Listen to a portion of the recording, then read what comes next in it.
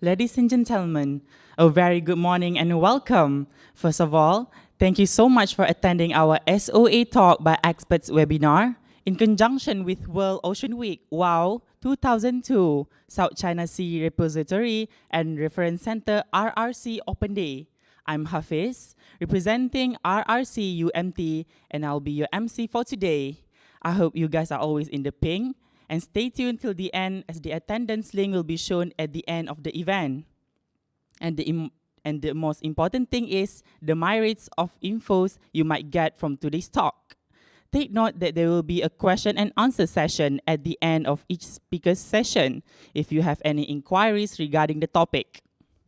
Let's start our webinar series with Dr. Melissa, a senior lecturer at University Malaysia Terengganu in the Department of Science and Marine Environment. She received her PhD in Fishery Studies from the University of Tasmania, Australia.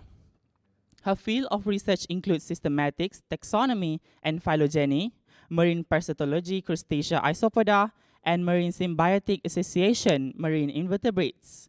For your information, Dr. Melissa also has professional membership with the Australian Society for Fish Parasitology, the European Association of Fish Pathologists, and also Malaysia Biodiversity Information System, which is also known as MyBIS. Without further delay, let us invite our first speaker of the day, Dr. Melissa Beata Martin.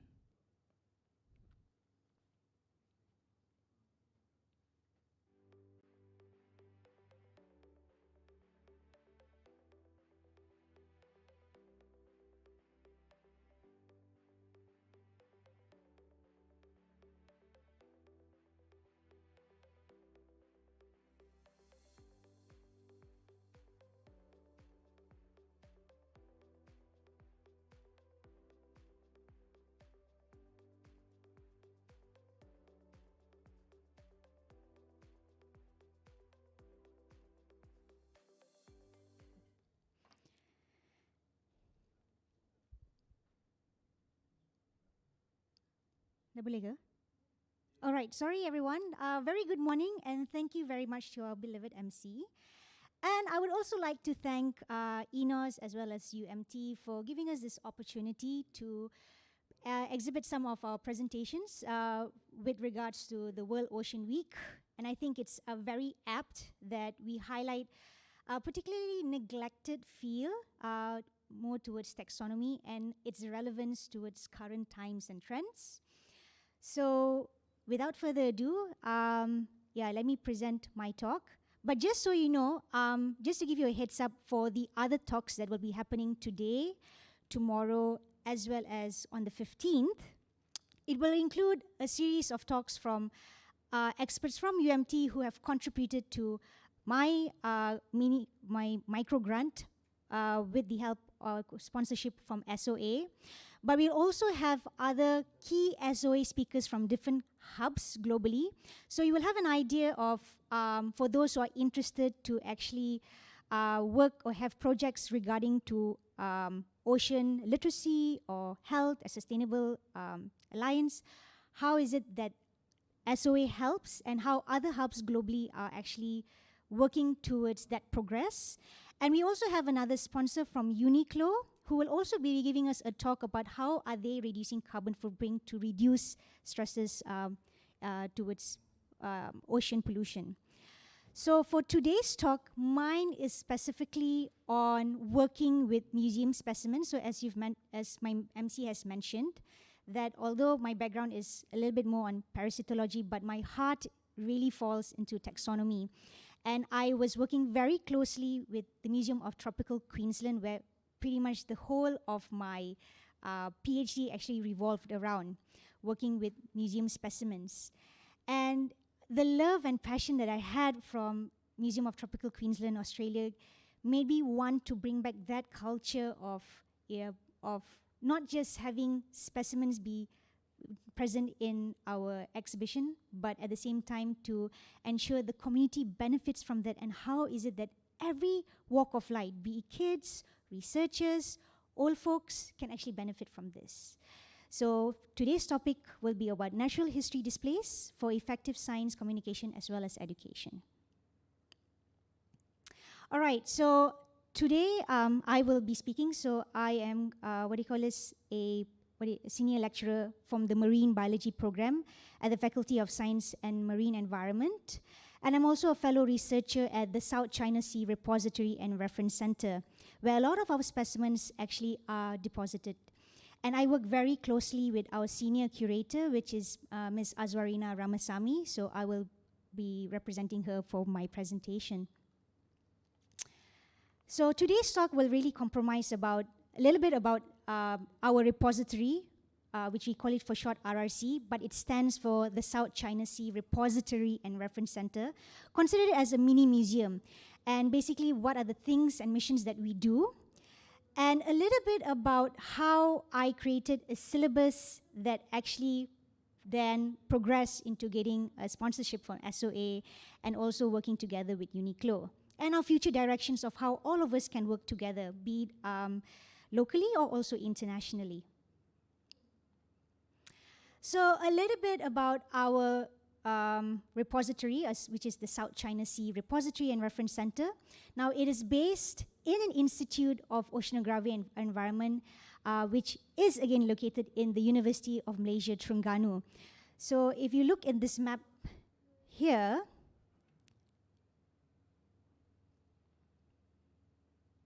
oh, sorry, this is a little bit laggy. All right, so we are located in Malaysia, more specifically in Peninsular Malaysia. So within Peninsular Malaysia, the state that we are based is in Terengganu, as you can see in the little blue label there. So that state actually faces the South China Sea in comparison to Kuala Lumpur. So I am actually based from Petaling Jaya in Kuala Lumpur. So the sea at the time for me was just the Straits of Malacca. So when I started off my degree in Terengganu, it's like really a totally different landscape altogether, and I really fell in love with Terengganu just because of its landscape and its peacefulness and serenity. So this is where our campus is based. And so from our campus, you can see that we are basically campus by the beach. So again, if anybody else also is actually interested in probably collaborating with us or having an attachment and all, we are pretty much a campus that is, we do sampling right next to the beach, and we also have other research institutes, sampling stations, such as Bidong Island. So if for those from Australia, it's sort of like a comparison to Lizard Island, where you do your research. So Bidong Island is like our Lizard Island. And basically right where you can see at the sort of like the middle, where there's a gray building with a rooftop, right next to it on the red rooftop is where RRC is based. It's a very small repository, but very well managed collections there. So next. Okay, so as I mentioned, we are based in University Malaysia Terengganu, where it of course comprises both the faculty, which is the teaching faculty. So if undergraduates intend to enroll, they'll be based in the faculty. But for those who intend to do postdoctorate study or research, they will be based in the institute. All right. So this is both an institute for oceanographic studies as well as for aquaculture. So this is the building of how it looks like. And the next building, this little building where all the magic happens, imagine Night of the Museum, this is where all our magic happens, the South China Sea Repository and Reference Center. So basically, again, this is a layout of how, an aerial view of how the campus looks like. And right next to us is quite a lot of other we have another neighboring university as well, which is UNIZA. But ours is more, in terms of our university, our strength really falls into maritime studies, aquaculture, fishery studies, as well as marine biology, marine geoscience, and marine science. Okay, RRC specifically has three main pillars, all right, which constitutes the collection center, the research, as well as the exhibition. We are pretty much nothing without our collections. Our collections is pretty much the heart of and the soul of our program, of which we are able to do exhibitions, education, and as well as research. And this is basically typical for all other museums elsewhere. All right. So again, our collections, we actually follow standards as that of Smithsonian Museum and Australian Museum. So of course we have to preserve and stabilize and store accordingly. And of course, taxonomy, which is a very abhorrent topic, so much so that just the name sounds cringy, like, taxonomy, it's so boring. However, it's very fundamental science for a lot of progressive science, like, having to understand climate change, or having to understand, current pollution trends, microplastics, all these hot topics. But all of this doesn't quite, the bigger picture may not be well understood without having that foundation of taxonomy, all right? And of course, this is where our purpose is also to educate. And I will come a little later as to how I created the syllabus in order to help with outreach programs. Next. So our collections are categorized into 4 parts, which is the wet collection, the dry collections, low temperature collections, as well as microscopic. And predominantly, we have a whole lot of wet and dry collections. So wet collections really constitute of fish collections. So our SOPs, Standard Operating Protocols, follows the National Park Service Museum Handbook. And although this is an old unit of 35,000 marine specimens, to date, we have over 50,000 specimens registered, and also includes holotype and paratypes. So predominantly, a lot of our work comes from fish collections because we have very prominent taxonomists here who works on both marine and freshwater collections. We have heaps of other new collections coming up as well, like I'm working on crustaceans and I'm trying to contribute to that. So we are definitely helping towards that, but again, collaborative work is always very helpful, and also volunteer work. So we are hoping that these numbers and the diversity of other specimens can also be increased progressively. So as I mentioned, some of our key collections, like most typical museums, etc., will be our holotype and paratypes. For those who are not familiar with the term, having a holotype or paratype is the reference center or the hypothesis for our fundamental science. So obviously, when you're doing an experimental science, you have a hypothesis which never other scientists intend to rectify or to test. Hypothetically, if it's true or not, they refer to your hypothesis. So holotype specimens, or the specimens, are the referral points. So at any time you want to debate whether it should be a new species or a new record, one always has to refer to the specimen. Prior to joining taxonomy, understanding taxonomy, I thought just identification is well enough to understand taxonomy, but this is basically much your key and the heart also of museums. And anytime new specimens, rare specimens are collected and conserved properly, preserved properly, it actually adds to the value of the collections. All right, so as much as it's a small repository center, we are actually contributing again to a lot of publications, and not just for journal publications, but also for a lot more textbooks based for undergraduates, so that at least they can refer and understand more about our ecosystem and biodiversity here. All right, so with terms of recognitions, we are recognized by the Malaysian National Oceanographic and Data Center.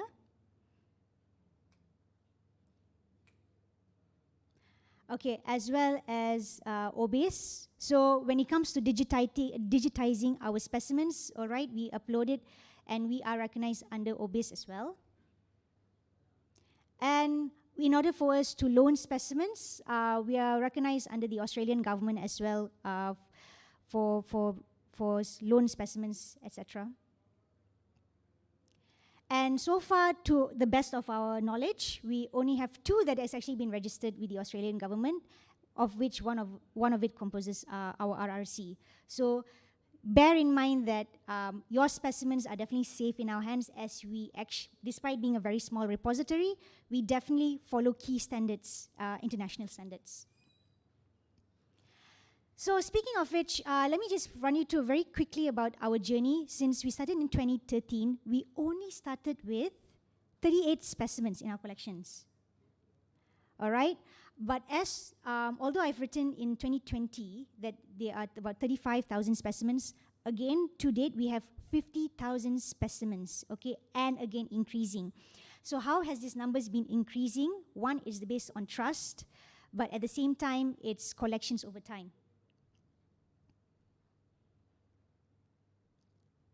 All right, so imagine how initially back in 2004, we started way old ancient writings of these big logbooks. So it was very tedious, particularly because we didn't have very many staff actually, and to date we only have only 2 key people that actually does a lot of the keying in, and also part-time staff and mainly volunteers.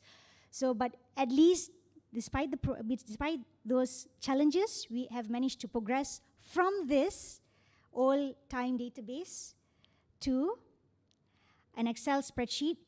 And again, thanks to the help of SOA, we have managed to acquire the software called Proficio, which actually again follows standards according to Smithsonian Museum. So again, we are able to take specimens, pictures, and then key in data, and of which this data can be then assessed to the general public. All right, so basically this is how our collection looks like. So we have dry collections and wet collections. At any time, any of you guys are very interested in seeing what our collections from the South China Sea look like, I'm very happy for you guys to definitely come over and meet up with our head of the department and our director to actually pull you through with this. And of course, we have our gallery. It's very small, but it highlights some of the key specimens that we have from our repository. So some of the activities that we've done over the time, over the years of coming to that progress of 50 over 1,000 specimens are through these kinds of activities as well as awareness. So with a very few staff, we have done biodiversity sampling. And so a lot of our samples has come from just having undergraduate studies, conducting field trips around within our campus, within our waters or within Malaysian waters. And of course, we have dedicated collectors who have come to deposit their specimens. You might think that the specimens may not be entirely important, but in the eyes of a curator or a researcher, taxonomist, there definitely is value to that. So don't ever dispose of your samples. Please, if anytime you are able to deposit it in a repository, please connect with your own curator and check it out. And then again, in order to create awareness, particularly for those who are not really aware of the kind of research that we do, we definitely have outreach programs, and we love to particularly target the younger audience because they are sort of the leaders of our future, and this is what SOA advocates for. So, but prior to knowing about SOA, we have been doing our little own outreach programs, particularly to like rural areas that are unable to have access to this kind of knowledge. We also do conduct workshops like taxonomic identification for any of the specimens. So at one time there'll be probably about fish identification, sea urchin identification. So please log on to our website to be updated of what taxonomic identification we have. Again, like for today, my students are actually conducting the exhibition gallery. So again, throughout this whole week, please come over and check up on our exhibition.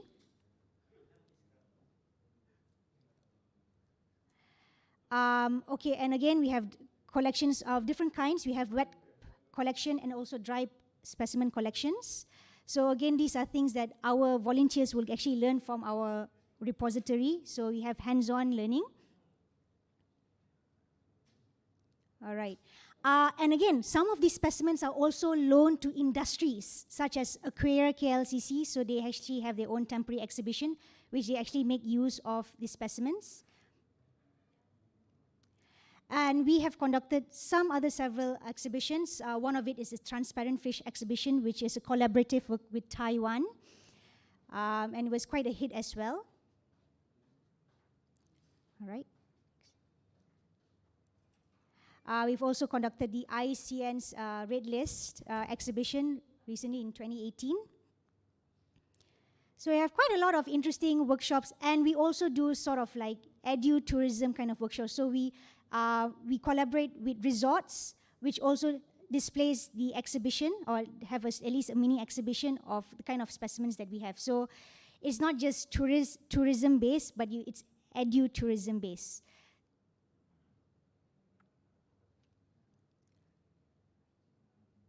So see, these are some of the collections that they have, which is a small display. So again, you can negotiate with the curator and see what sort of collections you like.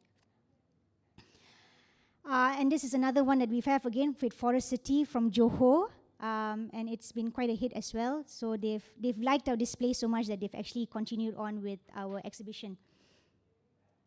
All right, so again, why am I going on with this? So because when there is awareness, there will be more people keen on actually being curious as to what else is out there, and we get more of such collections. But remember how I mentioned that really there is only very few staff, key permanent staff that are actually working on this, and everything else is on a volunteer basis. But the problem with volunteer basis is that being volunteers, it's always hard to get volunteers that could probably dedicate their time. So, and then I had a passion, of course, as I mentioned, based from the Australian Museum, and I wanted to bring back this knowledge for people who may not be aware, particularly for our own undergraduates or staff. So how do we go about acquiring these new assets that can be sustained over a longer period? So this is where I establish our syllabus of biological classification for marine organisms. So it's very catered to marine specimens. So the course outline basically focuses on these three components, the course learning outcomes, which is the first one is to look into the theoretical understanding of what taxonomy is, what systematic is, and that forms the baseline of understanding other disciplines. The second part is for the students to actually have hands-on laboratory work. But this is the part where it's different. Other than learning other aspects of the laboratory work, which most likely other courses cover, ours is catered to linking with a curator to get acquired skills that what curators would do from other museums. And the last part, which is pretty much the highlight of our work, is the exhibitions that the students have to display and pretty much disseminate their knowledge to all sorts of walks of life, be it adults, be it children. So at the beginning of the course, we actually have a tour to the RRC, but at the time we also were faced with COVID, so we did a virtual tour, and we also have some of our modules available on YouTube, but now we'll be upgraded to a massive open online course, which people can enroll globally as well, and hopefully we can actually start off with that MOOC by next year. And this is part of their laboratory work, which actually includes,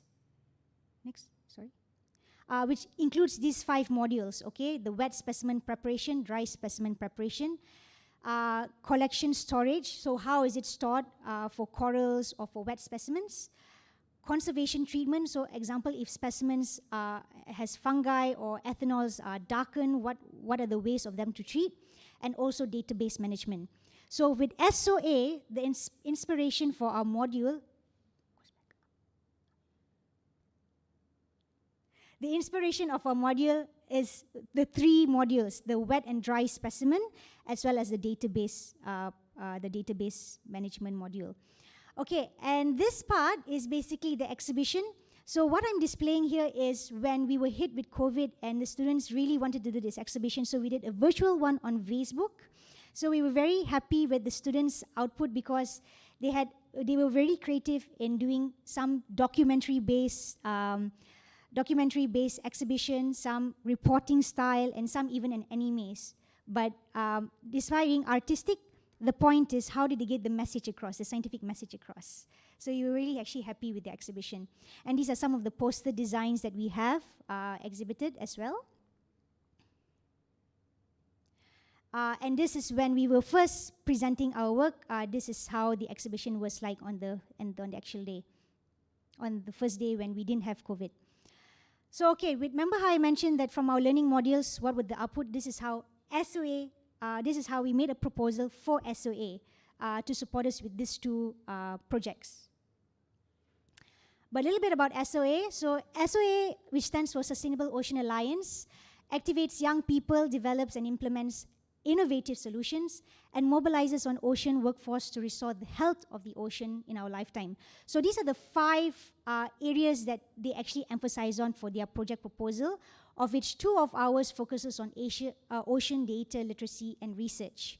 Okay, I won't go into details of SOA because we have other speakers, and one prominently is Jon Letts, who will fill you in about what SOA does and how you can benefit from SOA.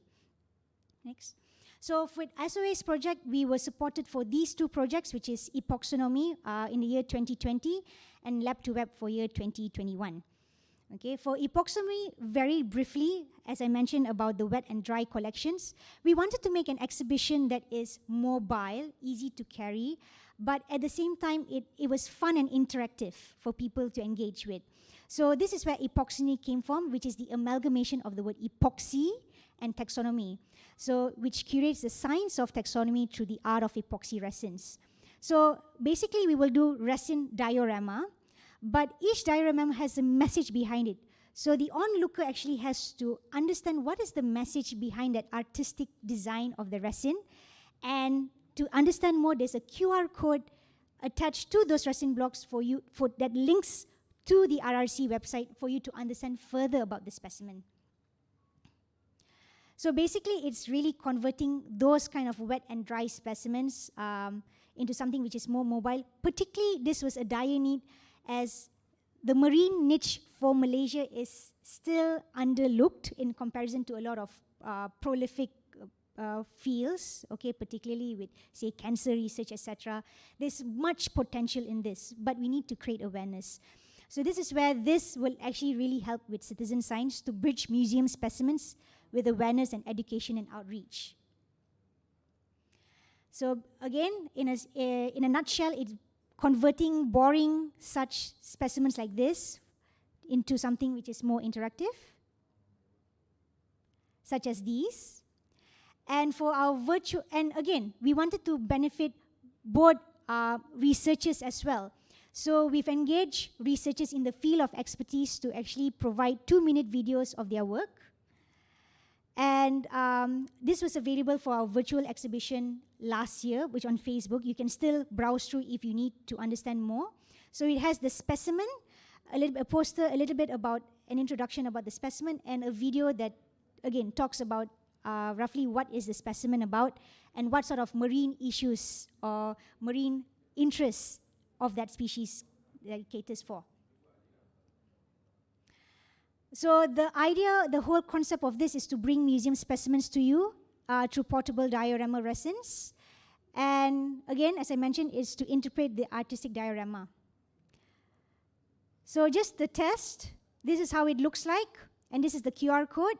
So if you were to scan on the QR code, this is what comes out in your phone.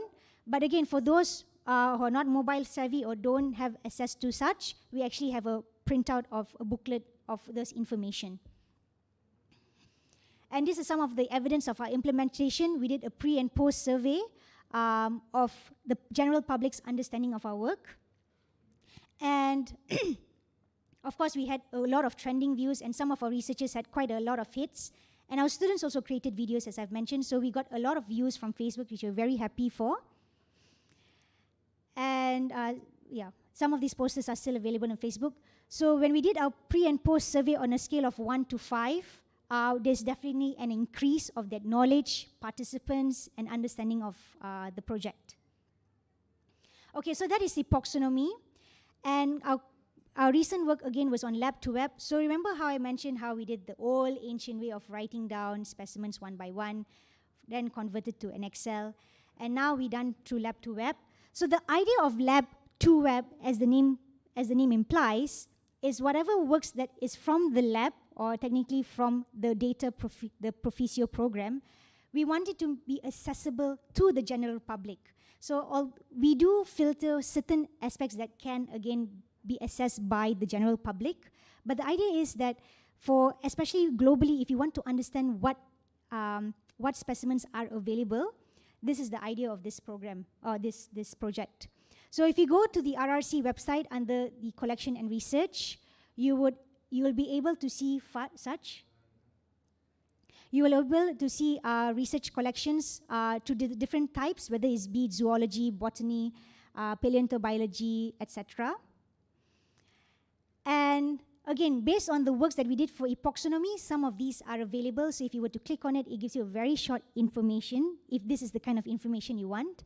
But if you want access, to our collections, we are still in the developing stages for this, because this is partially linked and will continue to be linked with the programs that I mentioned, OBIS and MyBIS in my previous slide. So this is one thing that we realize also, that again, because we still are in need of staff, so some of the future directions will be heading into getting more volunteers. But despite with our whatever achievements we've had, again, we have had many industrial collaborators with some of our research, be it locally or also internationally. Next. Then we've also done such a seminar for the South African Institute for Aquatic Biodiversity, so they were actually very keen on the work that we did as well. And these are some of our achievements. Our innovation product, thanks again to SOA, we have managed to receive a number of gold innovations. And this also caught the interest of UNIQLO as well. So part of our Ocean Week program is also sponsored by them. And they're contributing towards the outreach programs as well. They'll be doing treasure hunts. And they will also have a talk towards the 15th about, again, how to reduce how UNIQLO is taking steps to reduce carbon footprint to reduce ocean stress. So that's pretty much that. These are some of the modules that we are still in preparation.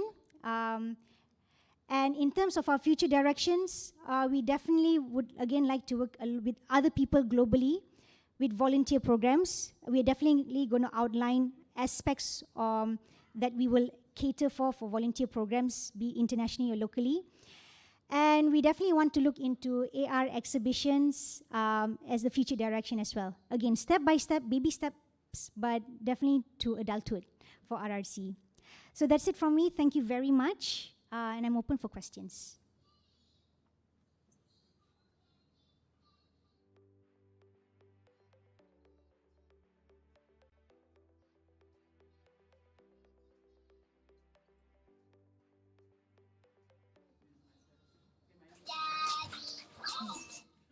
Yes, thank you.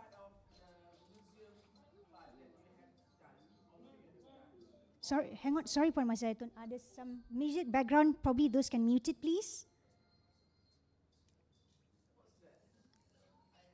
Somebody's background music is on. Could you please? All right. I'm so sorry, Ms. Zayatun. Yes.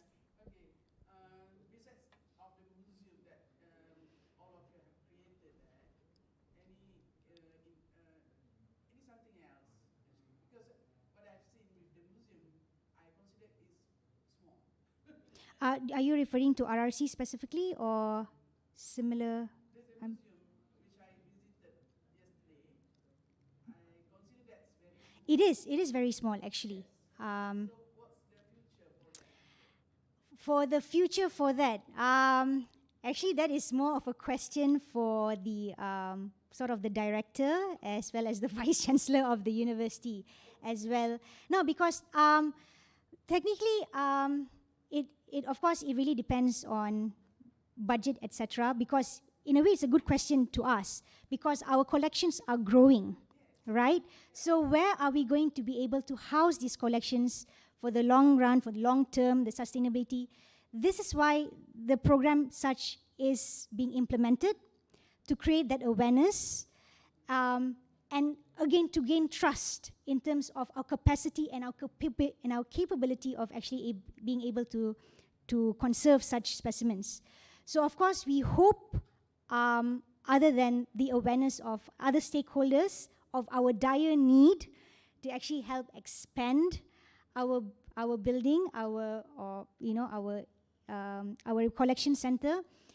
This is a dire need in order for us to be able to continue to do research and also have outreach programs, because it is difficult with the limitations of facilities. All right, and again, it may come across as a taxpayer problem, like so much to actually house all these specimens with so much ethanol, etc. But as I've mentioned, most of these specimens which are rare and or at least endemic within our region actually holds a lot of value. And in fact, Dr. Izwandi mentioned yesterday in his talk that most of our collections has actually come up nearly to 8 million actually with the current specimens that we have housed. So this value can continue to increase, but again, the awareness needs to come to people and hopefully to engage with this to help us, which is why we are so happy with like SOA and UNIQLO who understand that importance and are engaging with us. So we hope in the long run, there will be such more industries as well as our own university key people, authorities, to help support the work that we do, the kind of achievements that we do. Thank you so much, Ms. Azayatun, for that question. Actually, it's a very crucial question which relates to this bigger picture. All right, thank you so much. I believe there's no more questions, so I will pass this on to the MC, and I thank everyone for coming for my presentation. Thank you.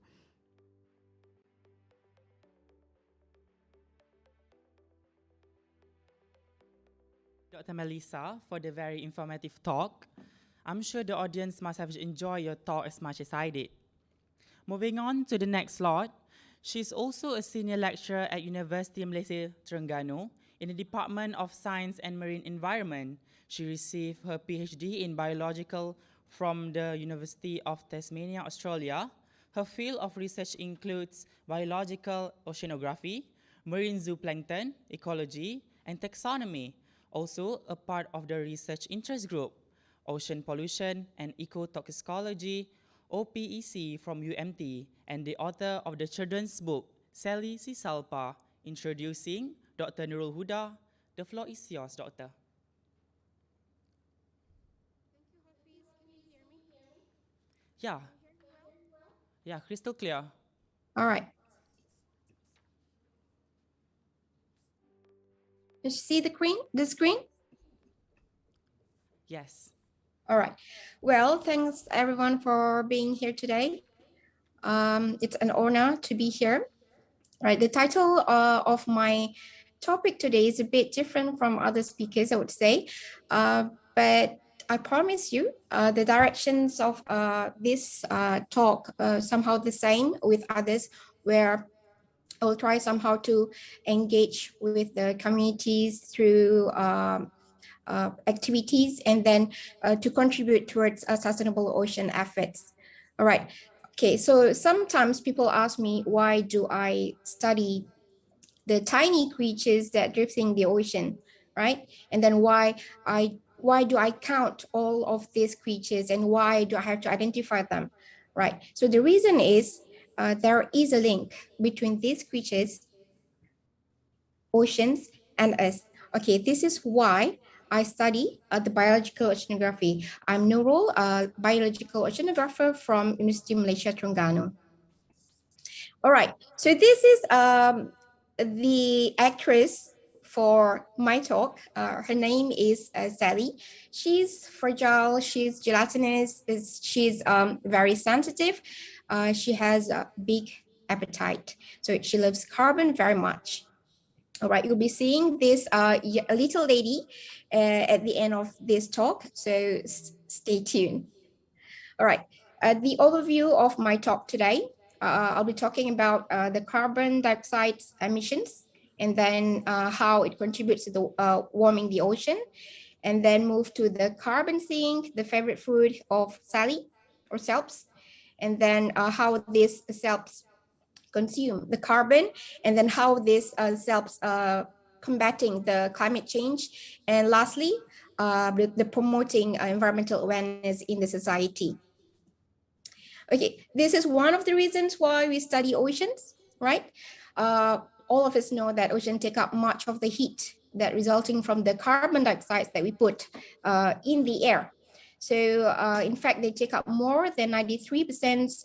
So just like thermostat, they are buffering, the oceans buffering us from even a greater warming on land. Right, so the carbon dioxide emitted to the atmosphere, all right, and then we know that the oceans absorb this carbon, and then as we know, the heat somehow taken up by the ocean. And then what do we need to know is where the heat goes, if it's to the oceans, and then how fast or how long it'll stay. So because we know from recent evidence shows that oceans becoming less effective than we thought it should be. Why? So there are two main reasons. Why? Because of the warming oceans, the high temperature somehow will contribute to, so the seawater will hold the carbon less, unlike the cold seawater. And then also the warmer oceans will somehow affect the circulations, ocean circulations. In other words, is slowing down the ocean circulations, and we know that these ocean circulations is very important in contributing, taking up the carbon and putting it into the ocean floor. Right, so now we talk about the carbon dioxide and what are carbon sinks. So carbon sinks, actually oceans are the main natural carbon sinks, and they comprise of some factors, 5 factors, main factors. Are plankton, right? Coral, fish, seaweeds, and other photosynthetic bacteria. So these carbon will be absorbed by the phytoplankton, all right, and other creatures that somehow bridging the gap between the phytoplankton that take up the carbon, they will consume them and then somehow contribute the carbon into the ocean floor. So it just is like a biological pump, right? So this is the cell. This is Sally, how this Sally looks like underwater. So the chain of cells. The things about cells is that they are always misunderstood and underappreciated, when actually they contribute much in tackling the ocean climate issues, right? And then, as you can see here, most of the time people will mistakenly identify the cells as jellyfish when actually they don't have tentacles, they don't sting. And in fact, they are closer to us human than jellyfish because they have this notochord that resembles the backbone. So this is the footage of chains of cells, all right, in Pulau Bidong. So you can see here, while they are swimming, they take up all of the phytoplanktons, all the smaller zooplanktons, right, through jet propulsions to move all the foods to the body. Right, they have this ability to filtrate the water, the seawater, together with the foods. For each individual of cells could somehow filter from 1.5 to 55 liters of water per hour.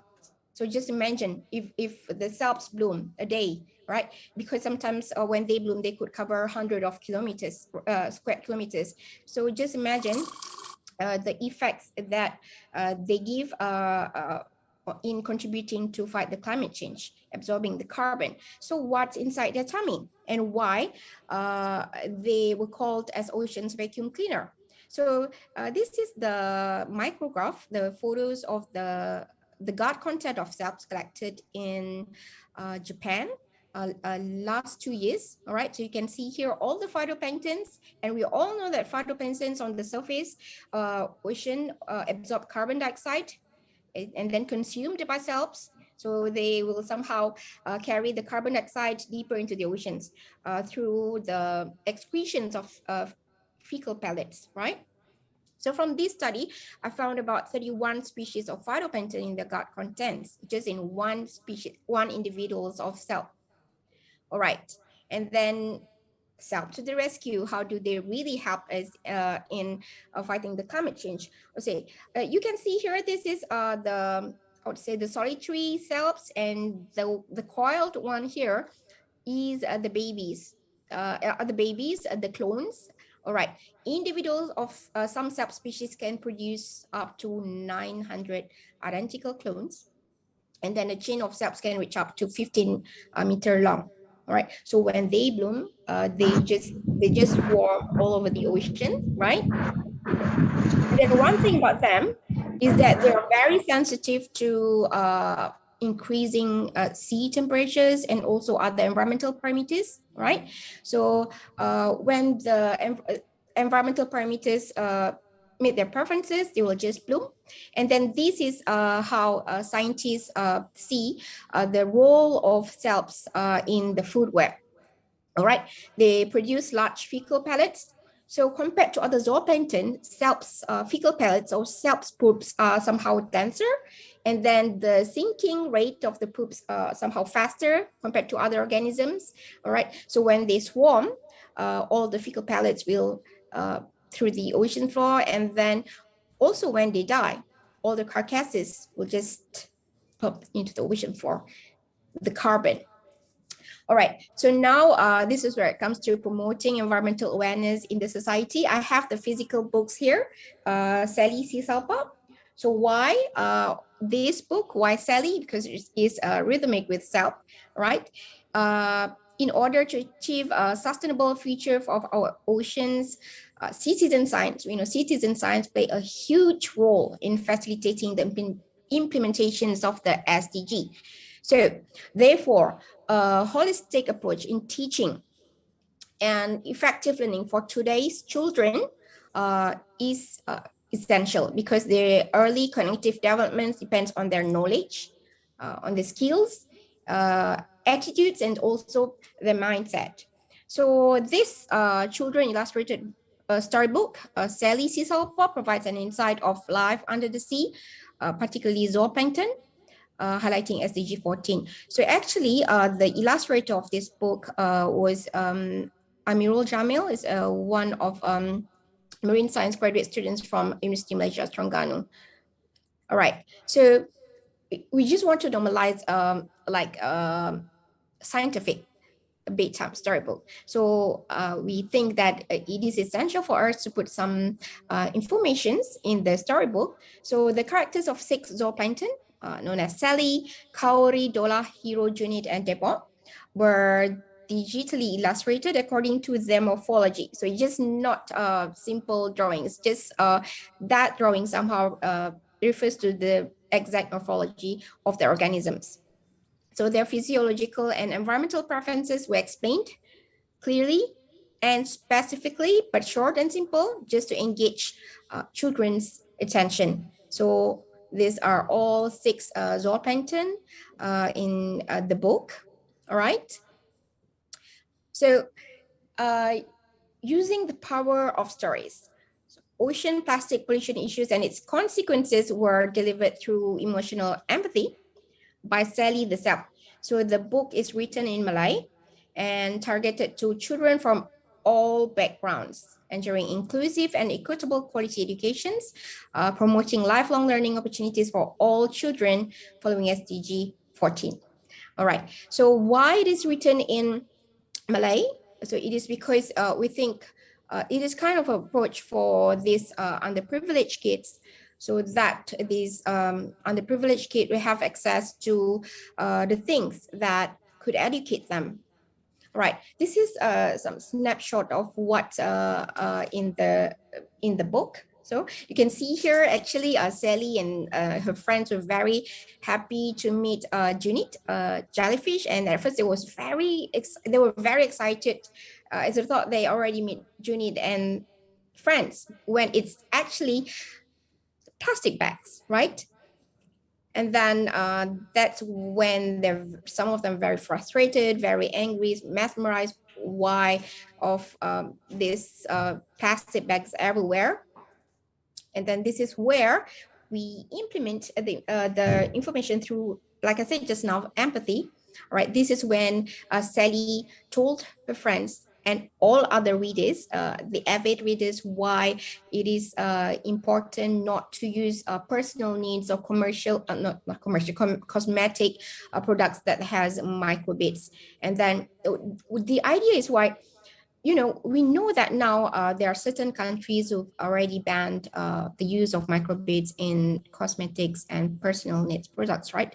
Like the USA, the UK, and also Australia, just to name a few.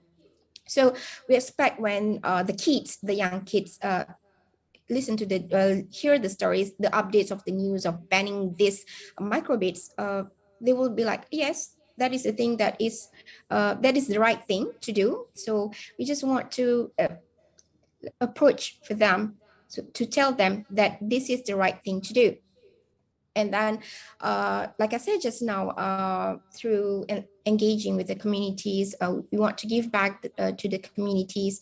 So we have these STEM activities just to make learning fun for kids so that they enjoy learning. All right. So we have this scientific storytelling and also followed by art activities after. And then an update about Sally themselves.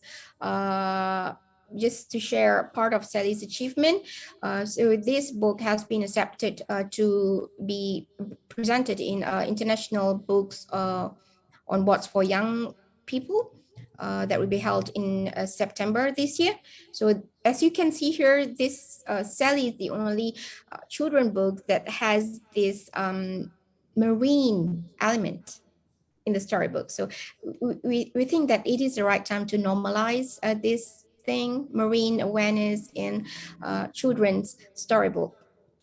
So yep, just now the book that we have just now is in Malay, and then we think that it's necessary for us also to publish in the English version. So the English version is on its way. All right, probably it will be published this year. Okay, just a wrap up of today's talk. All right, so we know that the carbon dioxide, how it contributes to our Mother Earth, making the Earth warmer, and then how the increasing in temperature affects the marine ecosystem as a whole, all the zooplanktons, Sally and her friends, right? And then how actually selves, right, focus on selves affected, and then will this bring, will SELPs make this condition any better or worse, right? And then we totally understand that whatever happened in the ecosystem, if it is not balanced, it will affect, it will give a profound impact on the food web. And then we know that the scientists, the researchers do their part in the field, in the lab, but there's something, it is not sufficient, right? We have to somehow increase the awareness to the communities. And then the first target that we go through is the young kids, because like Dr. Melissa said, the kids are the leaders of the tomorrow. So we know that words matter, right? The things that all the researchers, the scientists put in their article, in the high impact, high citations article are very important, but the society needs to understand what is really happening right now, just like what we are doing right now, the World Ocean Week right now. So yeah, words matter, but action matters a whole lot more, right? So I think that's all for today for my sessions. All right. Thank you. Magnificent. Thank you, Dr. Huda, for the spectacular talk. I hope the audience jotting down every point you emphasize from your book, Salisi Salpa. Doctor, we got a question from Ikmal. Dr. Huda, will there be a sequel for the book? All right, Iqbal, thank you for your questions. Yes, there will be a sequel for the book. The proposed title for the second one is Dolah, the Dolio Late. Just, yes. And that will be followed by other characters as well. Okay. I hope that's answer your question, Ikmal. Thank you, Dr. Huda, again for your talks. Okay, next. In slot 3, I bet he's the one of the youngest lecturers in the Department of Science and Marine Environment. He received his PhD in marine biology from Heriot Watt University, United Kingdom. His field of research includes marine microbiology, ocean acidification, and host microbiota interaction. Also, the advisor of the youth-led organization, SOA Malaysia, Ocean Hope, will be introducing to you now. Introducing Dr. Afiq Durrani to conquer the stage. Welcome, Dr. Afiq.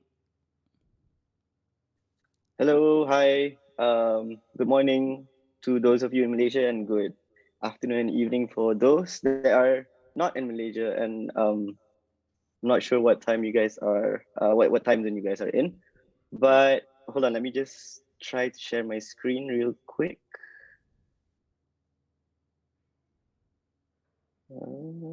Okay, I don't think I can. Is it okay for the team in RSC to share my screen for me? Okay, Doctor, we're working on it. Okay. Ooh. All right. So, hello everyone. You've met Dr. Melissa, you've met Dr. Huda, who are both lecturers as well in UMT. And my background and specialty is actually microbial ecology, but I am not going to talk about that too much. I am just taking in some inspiration from studying microbial community and applying it to our human community, right? So basically, I am here to introduce Malaysia's very own hub for Sustainable Ocean Alliance. Here we have on the screen, we are showing you or revealing to you My Ocean Hope, which is what we are calling ourselves. We are the Malaysian, basically Malaysian, the first Malaysian hub for SOA. So it's pretty exciting. We have started to engage with SOA quite a while now with efforts from Dr. Mel, and we decided why not have some student activities? Why not have students lead the SOA hub here in Malaysia? Next slide, please. So basically, me and Dr. Maiza here, we got together. Dr. Maiza is also the advisor for student clubs. And we decided, okay, let's have a branch of SOA within our student club. And this is where the students can start to look outwards of the university and make an impact on the global perspective and not just locally anymore, or even to think global but basically act local in most occasions. And so we've recruited some more team members, those that we show here, Elvian, Jahu, Hafiz. They're all mostly second years and third year students. So we decided we wanted people with some experience, which is basically the third years, to start to train the second years and so on. And hopefully this is, because we are based in a university, we can be sustainable and continuous, and our efforts can have a longer impact in the long run. Next, please. So far, so we are pretty young. We decided we wanted to be a society in November, and then we started to basically have an internal grant writing workshop where the whole committee there, I've basically helped guide them, and they've presented projects that they want to do themselves, and we basically selected a few of the really good ones that we think could actually be applied soon or is needed soon. And one of them is what you see here on the fourth picture, the machine, the pulp machine, which is a precious plastic setup. Precious plastic is another project that is global as well, that they made basically a tabletop, more compact version of upcycling machine where you can take plastic from waste products or recycled plastic and melt it and basically turn it into different types of products. But it's not just pulp that I'm going to highlight. We have also started to engage with international um, oop, can we go back up? International Geology. So no, sorry, Malaysian Geology Society. And then they shared an interest of spreading some awareness on deep sea mining, and our fear, or not our fear, our participation is actually much needed, even though we don't have deep sea ecosystems within our coastal waters. So can we go back to the slide with the, yeah, oop, back. Right. So basically, our direction is to guide youth in Malaysia to look outwards, especially on issues on marine or ocean awareness, ocean environmental awareness. We want to take more steps in taking care of our ocean. We have a lot of active groups, especially in KL, especially in the urban cities, basically elsewhere as well, doing climate issues, doing terrestrial-based environmental issues, taking care of forests, taking care of animals in the forest, but we don't really have groups that are advocates for the ocean, or it is very much segregated to isolated in different islands. So we were thinking, why not we start one in the mainland, in Terengganu, especially where we are rich with the coastlines, we are rich with um, inspired students on campus. Let's try to merge that, and hopefully good things could come. And already we are seeing multiple different projects coming out from us, and one of it is definitely pulp, which is plastic upcycling livelihood project. As you can see, the logo there is a hermit crab utilizing a plastic bottle as its new home, signifying that we are needed we are definitely adapting to our current situation and our future projection, just like what Dr. Huda has explained with climate change, just what Dr. Mel has also explained with the need to protect our environment. So next, please. Right, so just some information. Pulp is under SOA, My Ocean Hope. It is our first project. We are sponsored by UNIQLO, and that was pretty much the most exciting start. The most exciting start that we could ever hope for is for our first project to be picked up by a well-known brand globally as well. So next, they showed an interest with their sustainability department.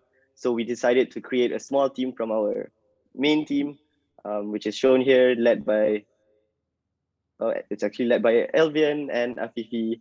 And then, sorry, I think I made a mistake in the slide, with the operation team basically in charge of the machines and, oh, sorry. Yeah, this is the operation team. So this is the operation team that is in charge of running the workshops and the machine.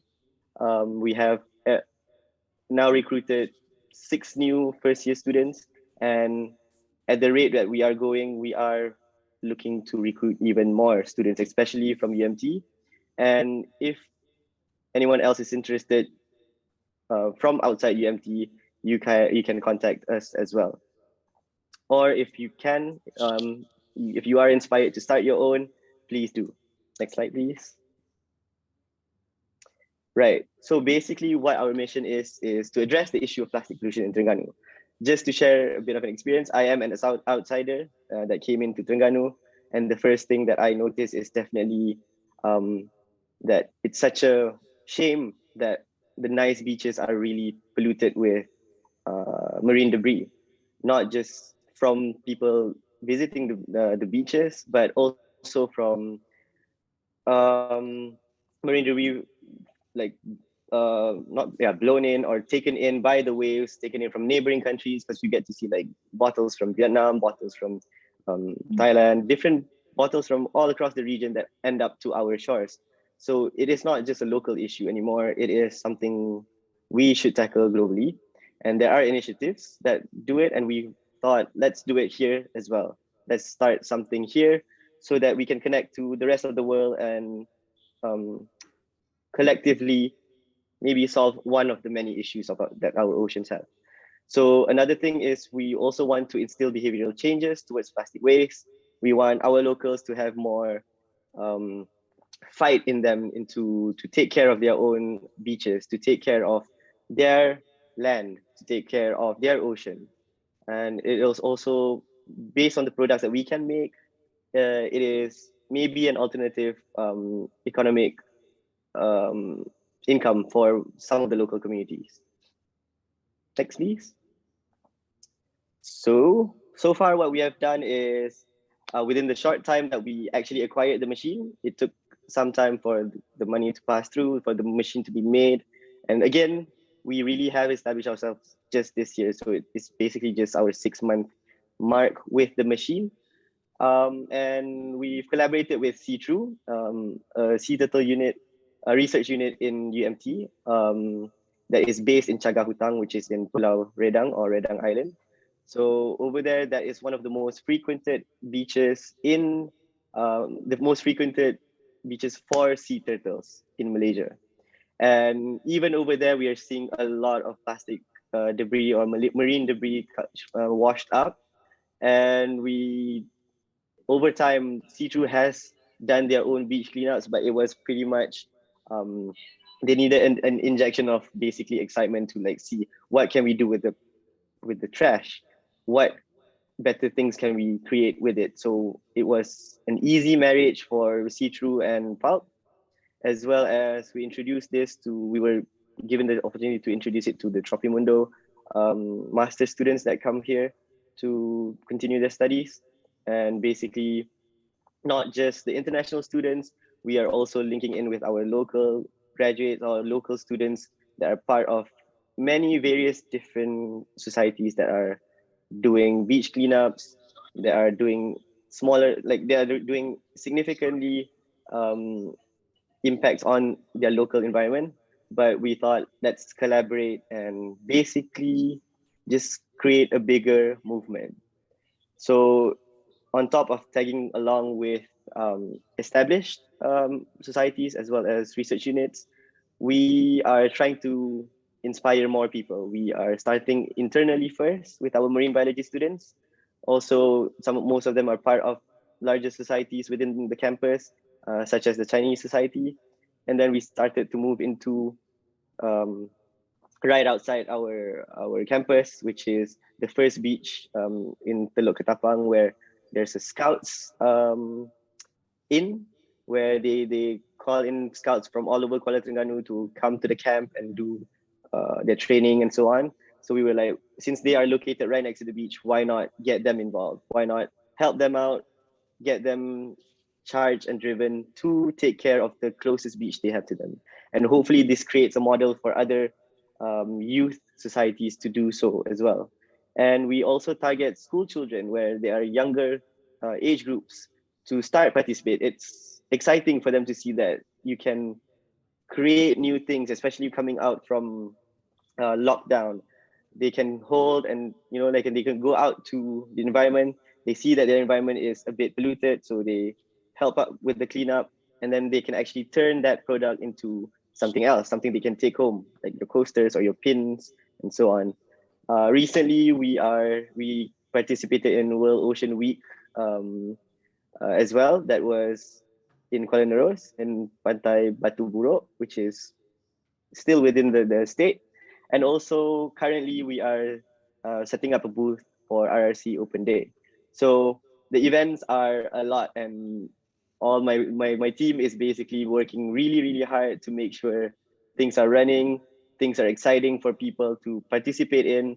And this basically led us to think like we are basically ready to start expanding the team to recruit more people. So if you guys are in Terengganu, please come and join us, take part, be your volunteers, be part of our ops team, be part of any other department in our SOA club. Or if you are outside and you think it's a bit of a logistic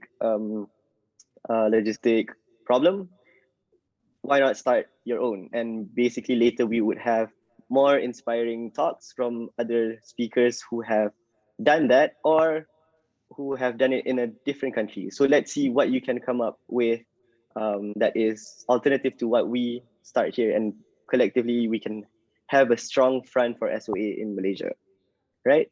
I think that is at the end of my slide. Thank you to all. Um, thank you to all. I'm missing out the word. Our collaborators, as well as clubs that have participated with us, See Through, Marina Club, which are very strong collaborations that we have established within the short term. We have started this project. Project Pantai Angkat or Adopt the Beach is what we have employed with the Scouts, and hopefully we are getting in even the Housewife Society to come in and be part of that Pantai Angkat. We have also MBKT, which is the local council for waste products to carry out, to handle the waste in the state, as well as Majlis Belia Negeri, which is the youth council.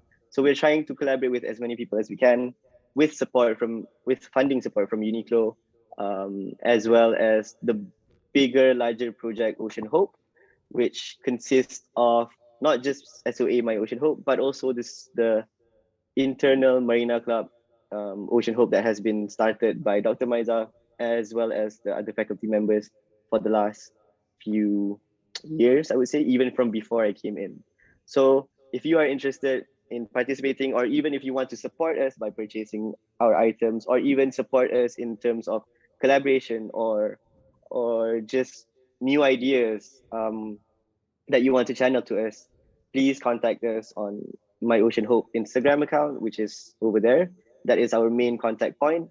If not, you can contact us directly, or contact myself directly, or any of the members that you recognize that I've shown earlier in the slides. So so far, I think that is it. I'm going to keep it short and simple. Anyone have any questions that I can take?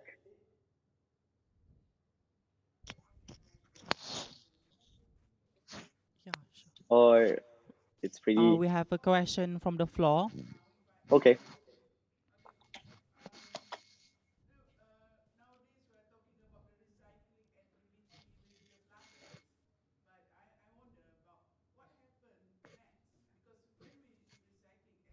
I cannot hear the question. Sorry, can you hear it, Doctor? No, I cannot.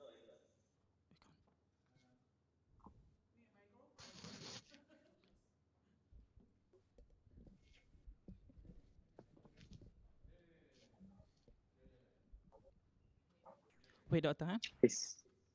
Or maybe Hafiz, you can just apa, use your microphone to Yeah, sure. repeat the question. Yes, I'm working on it. Okay.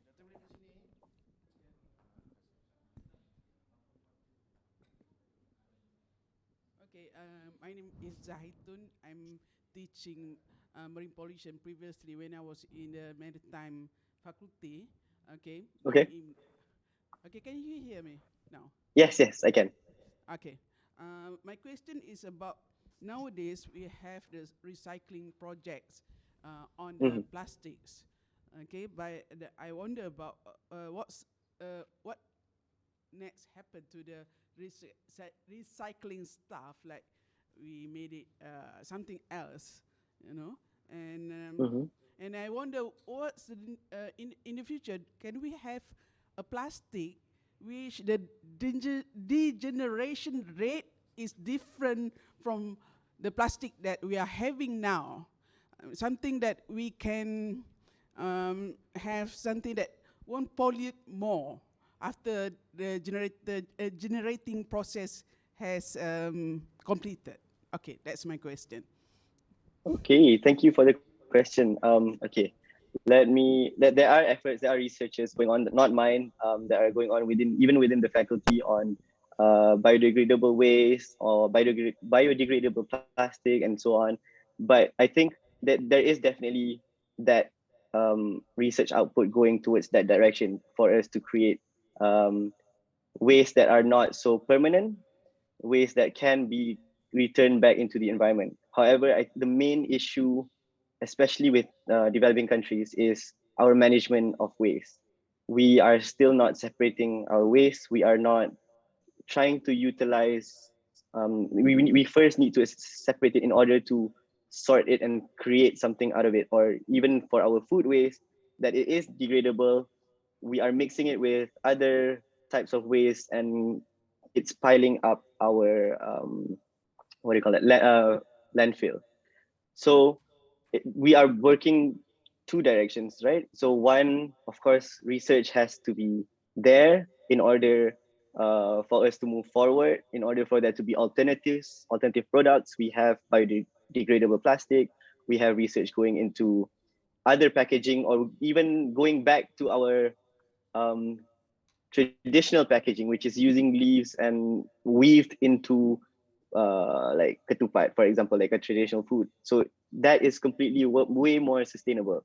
However, there is a change in attitude in the community that we need to gather our youth to inspire more youth, as well as to inspire more people all across the ages within our community. Because right now we see there is an awareness within the youth community. We are reaching them, but there is a bit of a pushback from basically older communities, or those that basically have no access to recycling, or to the knowledge of like why it's so important for them. It's like, if you throw it, it's, throw it away, it's no longer your problem, and it is going to be dealt with by someone else. Whereas we need to make them see that it's not someone else's problem, it's still going to be our problem in just a different way. So yeah, I hope that sort of answers your question. Also, just to clarify, my research is not really in waste pollution. I am a microbiologist, but I am looking in way more into environmental, marine microbial ecology. So this is of an interest from the student group. Basically, this is an interest of answering a question to what is needed within our community right now.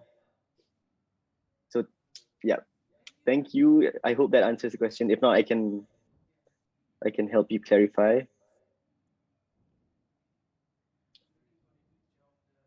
Yes. So as John mentioned, biodegradable and compostable materials. Yes, so completely different, but we need to first sort them out. If we are lumping them together, then it's difficult to process it, to handle it. So this is one of the first initiatives that has been started.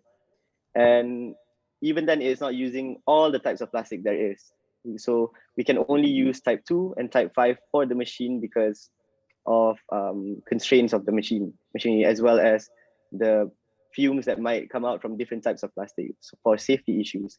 So this is the most approachable way to tell them, the more we sort our waste out, the more we have chances of bettering what we do with it, is basically the message here with pulp. Thank you, Doctor, for the good clarification regarding the question given. Thank As you. one of the SOA Malaysia members, I'm proud to be in this team because we managed to collaborate with the UNIQLO to have this recent project, which is the pulp project. It has contributed a lot to the communities as well to the UMT authorities. Thank you again, Dr. Afiq. I hope this project will be continued well in the future and continue to the next generation. Thank you. And I see Cheryl in the comments, Cheryl Ames, Dr. Cheryl Ames. Thank you so much for actually showing up, as in joining in. And she's a representative from Tohoku University, also in Japan. And hopefully we can see if we can collab on similar projects later on. Yeah, maybe we can get you up here and speak as well at some point, maybe. That would be great. Yeah. Right. Any more questions from the floor, Hafiz? It seems that there's no question in the comment section. So Okay. thank you, Doctor. Moving Thank on you. to the fourth slot. Daniel Caceres Bartra is the founder and president of SOA Peru, which he established in 2016 and now has more than 250 members and 7 regional hubs.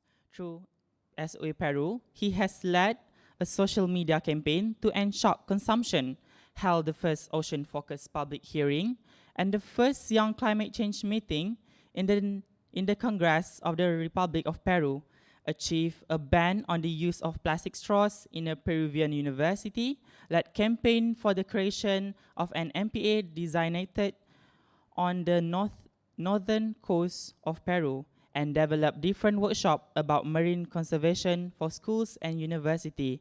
So without further ado, let's us welcome Mr. Bartra to take the floor.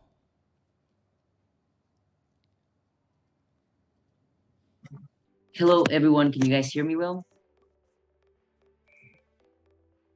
Okay, great. I'm going to share my deck real quickly.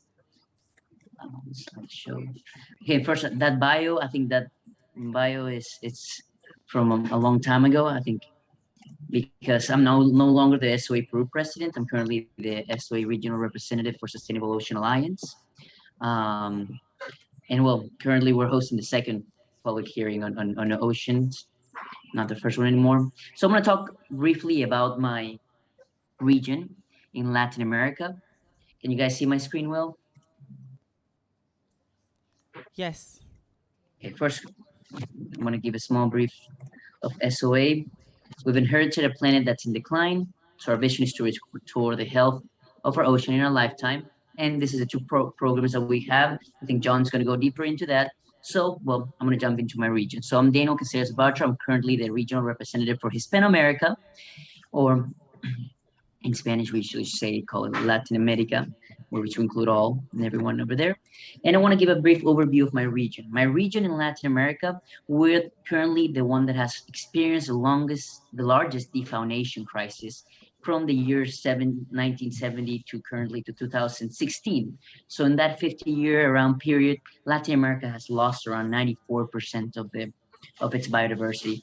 That's also because it had more diversity than the other continents. You know, Latin America was a continent that was first colonized by humans 12,000 years ago when they first entered the northern hemisphere. So it was a continent that still had a much amount of biodiversity because the rest of the continents had been colonized previously and much previously. And there's always been a tendency to go to have a defaunation when humans arrive. But this acceleration of the defaunation that has occurred in Latin America has been directed because of all the main extractive economies that occur here in the region.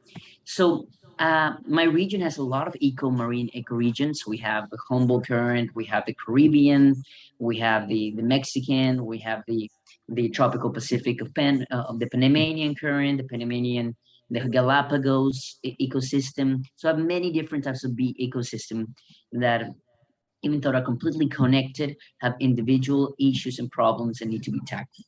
Also, my region is it's the region that's the most vulnerable on regards to climate change impacts and also pollution impacts. For example, the eutrophication that creates hypoxic zone. You know, in Latin America, we have a lot of eutrophic zones that could eventually go and become hypoxic. So if they eventually become hypoxic, you know, that will become a dead zone. In United States, in Europe, most of their areas are already dead zones.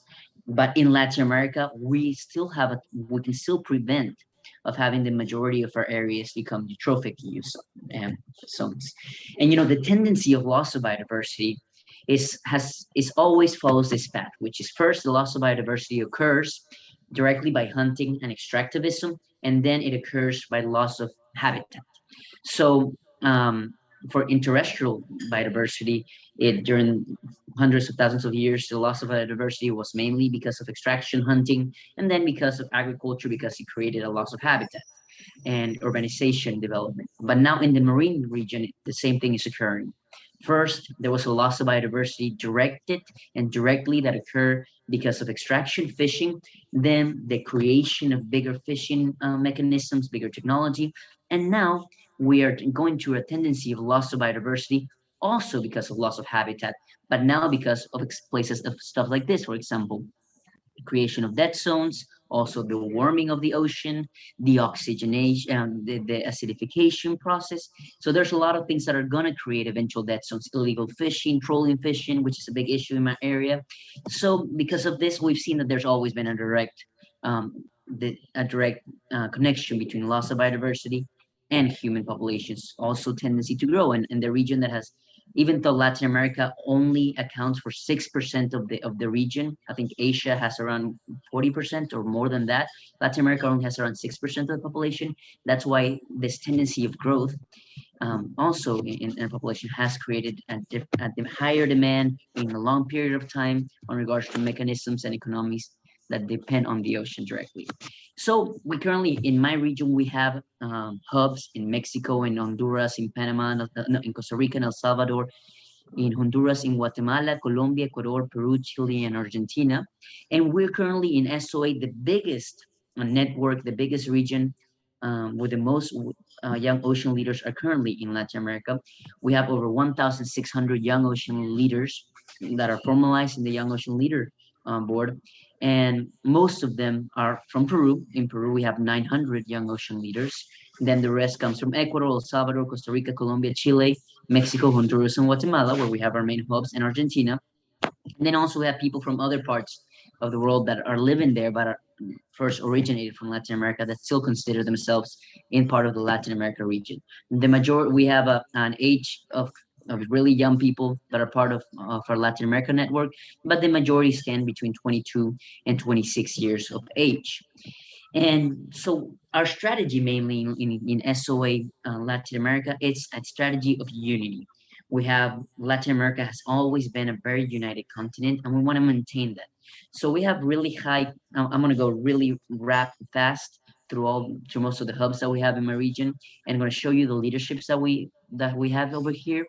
But it's mostly a strategy of unity, of creating unity with the presidents. We've had a call today, for example, with the presidents of Latin America to support the delegation that's going to be going to UNOC. Also, an empowerment strategy where we've given them preparation for public speaking preparation, given some leadership training, and now we're going to be doing a political incidents training also at the end of the year. So these are the hubs that we have currently in Latin America. We have SOE in Chile with our president, co-president Joseph and Jaco, who are both marine biologists that are both studying their masters in marine science or in experimental science and didactics. They have a really incredible executive team, including Diego Figueroa, who was a candidate to write the new Constitution of Chile, and they've done many great alliances, and they're strong because of their main alliance, including with the UK embassy and including with the Senate of Chile and Fundación Meri, which is one of the world's biggest Latin America, one of the Latin America's biggest organizations. They've done many workshops, activity, webinars. We have SOE in Ecuador, which is currently a hub that has 4 local hubs also. So we only don't have national hub structure, but we also starting to have more state hub wides in Ecuador and Peru. I'll show you around here. In Ecuador, our president is Janice Marquez de la Plata, who's an incredible educational marine trainer, and she's a diver also. She has an incredible executive team that includes Jose Francisco, Nicole Macas, and Kelly, who are both coordinators of expansion in the region and volunteers and vice president, and Juan Pesantes Munoz, who's also president currently now of SOA Manabi, Ingrid Cantos of SOA Santa Elena, and Sophie Green of SOA Galapagos. One of the main projects has been a hackathon, which has been helping entrepreneurs and helping young people do startups on ocean-related issues. Then in Ecuador, we have, like I mentioned, 4 state hubs, where one of the leaders is SOE Manabi. He's a turtle expert, and he has led many turtle conservation campaigns. We have SOE Galapagos with Sophia Green, who she's part and a leader of the SOE of Galapagos Whale Shark Project. We have, and SOE Galapagos has worked many times on talks also, and also doing plastic pollution, and well, her precise expertise always goes in regards to whale shark expedition. We have SOA also in Santa Elena. This here so you guys can see. SOA Santa Elena, who works really part in coastal marine management, and it's one of our recent hubs that we had this year. And we have SOA Quito, which is also a recent hub and precisely led by young female leaders. We have SOA in Argentina that was funded in 2020. It's one of our most educational and wetland blue carbon hubs. Our president, I don't know what's not in here, but she's an underwater photographer. So she's the best known underwater photographer in the country. And She is helping us include the art component, the visual component in our SOA hubs. We have SOA Mexico that started in 2022, and they started by doing projects also in sargassum, doing projects also in regards to pollution and water quality assessments. We have Ibrahim, who is studying marine biology in California Sur, and Valeria Magaña. They're both going to be going to United Nations Ocean Summit now this year as part of our delegation. We have SOA Guatemala, where we have Profe Tiburon, and I'm going to show you right over here. So this is our president, Profe Tiburon, we call him, which is Stark Chuck teacher, and Jesus Araujo. They're also going to be going as part of our Latin America delegation to United Nations Ocean Summit, and they focus greatly on marine education on children, which is a really different component that all the rest of the hubs haven't seen. So it's a really good way. So they have environmental education, scientific investigation, and political incidents. One of the things that we also motivate all the Latin America hubs is to include and move strongly the political incidents. We have political participation, party participation, and inclusion even of bills. I'm going to talk about this a little bit later. But this in SOA Guatemala, there's a really high executive team that includes coordination, investigation in the Caribbean, political policy, and environmental education, which is their strength over there. They have a climate change coordination, pollution coordination, and communication coordination. There's SOA El Salvador, which is one of our biggest hubs, who's the president is Raul Barbon, who's a dive master. He's also a biologist, and he has represented us in many different forums in the country naturally. They have a one hub, which is one of the coordinations, which is wellness coordinations, which I really like that they manage it this way, because it tries to maintain the harmony between all the team leaders. There's a pollution coordinator and a marine conservation coordination in these hubs. And we have SOA Costa Rica, who's the president is James. He's worked also with turtles also and with mangroves, and has a really expensive executive team also, which all our executive teams are between 2 to 11 members. And also doing education for turtles. We have also SOA in Honduras, led by Joel Gitti and Carlos Valle. Here's our two co-presidents. The good thing about this is Joel Gitti has a really strong advisor position in the presidency, and most of the human and the friendliness component has a Carlos Valle. I think they both complement very well. Joel Gitti, for example, he's a president that doesn't have that much of a people approachment, but our vice president does. But he's currently, now Carlos is co-president, not anymore vice president. And that strategy has really worked really well, of having like a really smart advisor and a really people person as co-presidents in there. They also have a big coordination of marine life, investigation, and environmental education, and has done many things with the community. We've given them micro grants twice and to work with beach cleanups precisely. And our biggest current hub is SOA Peru. SOA Peru has a local hub in every state of the country. Peru has on every 10 of all the states in the coastal areas of Peru. There's 10 states in Peru, and there's a hub over there. And well, SOA Peru has really, I funded SOA Peru, like it was mentioned at the beginning. I funded in 2016, but I'm not currently the president anymore. But still, we have done many things. We organized the first ocean public hearing in the Congress of Peru that organized all the main political and organizations and leaders of the ocean united in one single event. And now this Friday, 17th, before United Nations event, we're hosting the second in Peru, the second ocean public hearing in Congress. Also, that's going to be bigger than the first one. There are people traveling from all over the country to come to the SOA Peru public hearing of ocean, and to be able to take to the main issues that are known in the country. There's also, they organized the first Youth Climate Change Summit. This is it over here with the President of Congress also, where we brought 150 youth from all the country, even from Amazon regions and everything, to talk about climate change issues. They have a really wide executive team. Their biggest team area comes directly from communications. There's done during pandemic, it was really highly involved with virtual events, and they've received many funding from the U.S. Embassy in precisely, also to do many work on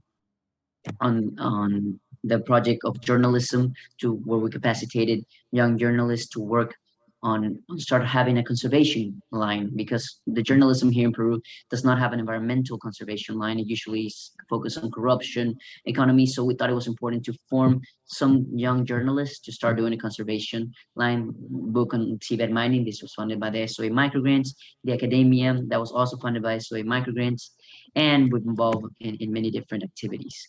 Now, currently, the project is Ocean Watchers that's doing to form young people to be prepared for oil spills around the country. In Peru, there's also a ICA, there's SOA Ancash, SOA Moquegua, SOA Lambayeque, and many more hubs around, and SOA Tumbes. There are northernmost hub, and then 5 more hubs that I was not able to put in there.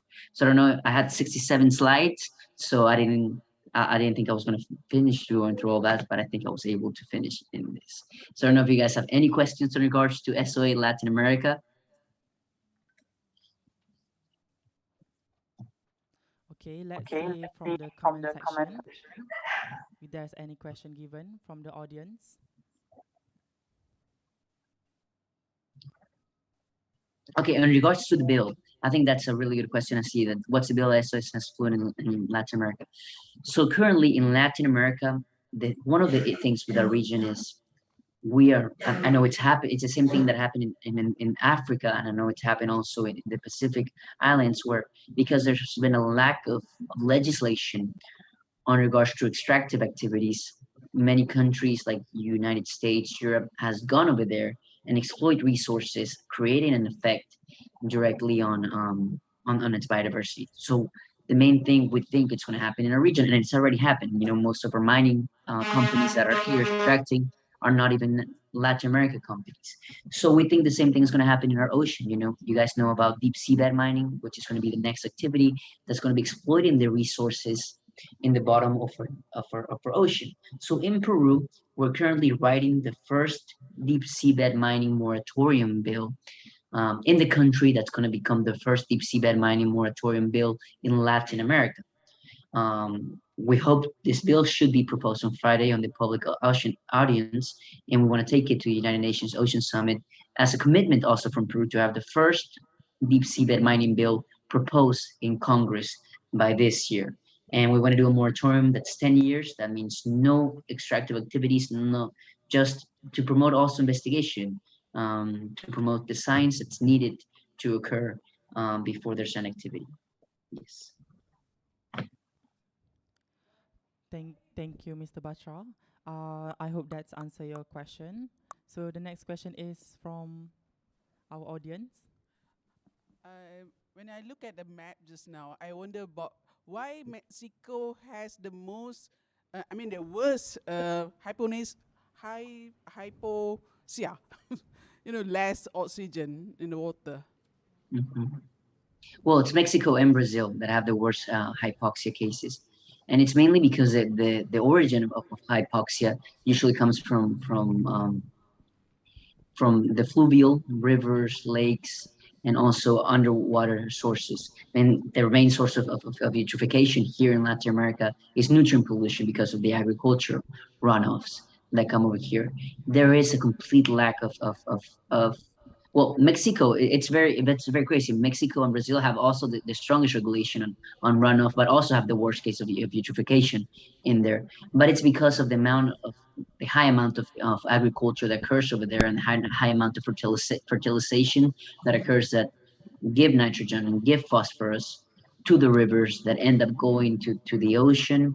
And then when they go to the ocean, it ends up creating this, you guys know the cycle of eutrophication, this high microalgae blooms that then die and then get consumed by bacteria, and then the bacteria consumes all the oxygen and creates the dead zones over there. And well, in Brazil, it's mostly there's so much deforestation for agriculture, for palm oil extraction today, for example, that when it rains, it doesn't get sucked back into trees. It's currently just going as runoff also. And in Mexico on the right on the Caribbean side, it's because there was a buffer zone. There used to be a really strong buffer zone of mangroves that's been taken out mainly because of hotels for tourists that go to this hotel. So there's no more line of resilience, because the mangroves also were good buffer zone for also recycling the nitrogen and phosphorus that went into the ocean. But there's the amount of deforestation that goes from mangroves in that area is very high. Hello, I have a question. Yeah, sure. Um, uh, you did mention about the deep sea mining, so I would like to know your stance on because I know, because I went an expedition on the deep sea mining before, and I saw what they did on the ship. I think they gave opportunity to the researchers to get to know about the deep sea areas, which is we do investigation about the deep sea organism that was there. So we are able to get data about these deep sea animals, about the waters, about the parameters in the water. So what are your tolerance about these activities? I mean, I know that it has its own effect on the environment, but at the same time, it gives us opportunity to the researchers to have access to these deep sea areas to do our work as well. I mean, it's like it goes together. I mean, we can do research, we can get to know about the deep sea areas, but also the mining activities also will be done. But it happened in a way that, we have to know about the environment to do the mining. What would be your stand on this? Well, the main investigation that has been done on regards to recuperation of habitats after deep sea mining has occurred in Peru. It's a DISCO experiment. You guys can look it up. It's disco.de, which is a German investigation that was done in Peru. And the thing, I've heard this stance very much, specifically from Norway, Norwegian corporations that mention that this deep sea mining activity will promote the science in there that's needed. But in countries like Peru, when we have no regulation whatsoever, and we have no science whatsoever of deep sea ecosystem habitats besides polymetallic nodules, that's the discal experiment, these companies can just come and do the extraction without needing the science to back it up at all. Because there's a lack of legislation. So you can actually come and use this extraction without committing to doing science. So and that's not only in Peru, but in most of the countries in our region. We think there's not going to be enough science now or in 10 years. The ISA has mentioned that it is still an exploration phase, so we're still in scientific exploration phase, but we're just going to start in a period where there's not a lot of science at all, specifically on regards to one restoration time. The experiments that are ready in restoration have concluded that it takes longer than 26 to 60 years to recover just the nematodes and just the micro components and the microinvertebrate components. So not even the macrofauna to recover. So just going ahead and accepting deep seabed mining because it will promote sciences, which is what I stood. I think it's not a component that should be moved at all. And let's see what ecosystems are going to be the ones that are going to be exploited. Are the ones polymetallic nodules ecosystems, which are the flatlands of the bottom of the ocean that have nodules that take thousands of years to form and have a lot of sessile organisms on there that are not even well known physiologically wise. And plus the deep sea is so diverse, we don't know completely all the components in regards to that. And also, we don't know the impact completely on climate change resilience. You guys know that most of our carbon sequestration occurs in the deep sea. How it's going to affect this carbon cycle because it's going to eventually become the ocean by extracting the polymetallic nodules, liberating all the carbon back into the atmosphere. It's going to be an emitter also in regards to the ocean. And also how all the sediment plumes that will create deep seabed mining, either on hydrothermal vents, either in polymetallic nodules area, either in cobalt crusted areas, how it's going to affect, for example, places like Peru, Chile, and Ecuador that have big fisheries, because we don't know how it's going to affect the upper column. So there's so much risks on regards to that, and there's also no much justification in regards to justify to justify extraction on it. I mean, the main justifications of deep seabed mining are we need the minerals for transition and clean technology, but there's already been a study on that says actually there's enough minerals already out there that if they were to be recovered, recycled, and reused on regards to that, we could get enough minerals for the clean transition. And there's also a need to do some new types of technology that will eventually get into rural areas where energy is not accessible yet. So the justification also of funding the science, I think it's still not valid at all. And plus, we're proposing a moratorium of 10 years, which is not at all. Then it can be debated again on regards to that. But we hope that it can be longer on the moratorium. Thank you, Mr. Bartra. I hope it answers your question. So is there any question in the comment section? So it seems that there's no question left. My apologies that Mr. Daniel Caceres Bartra is actually the founder and president of SOA Hispano-America. Muchas gracias, Mr. Bartra, for the exposure of SOA in Latin America region. Thank you. I'm going to leave my email in there. Thank you. Yes. Thank you, Mr. Bartra. I can see clearly how excited Mr. Jon is in the comment section. So slot 4 is going to be fun with the title of Your Leadership is What the World Needs. Firstly, Mr. Jon is a Program Operations Manager of Sustainable Ocean Alliance SOA. While working on his master's degree at Northeastern University, Mr. Jon was a coach for IDEA, Northeastern Venture Accelerator, one of the premier university entrepreneurial ecosystem in the US. He joined one of the Big Four accounting firms as an auditor to develop a stronger understanding of operational processes and system design. Mr. Jon was then responsible for the US expansion of a multi-million-dollar product line at a major international retailer. Okay, without counting the minutes, the stage is yours now, Mr. Jon.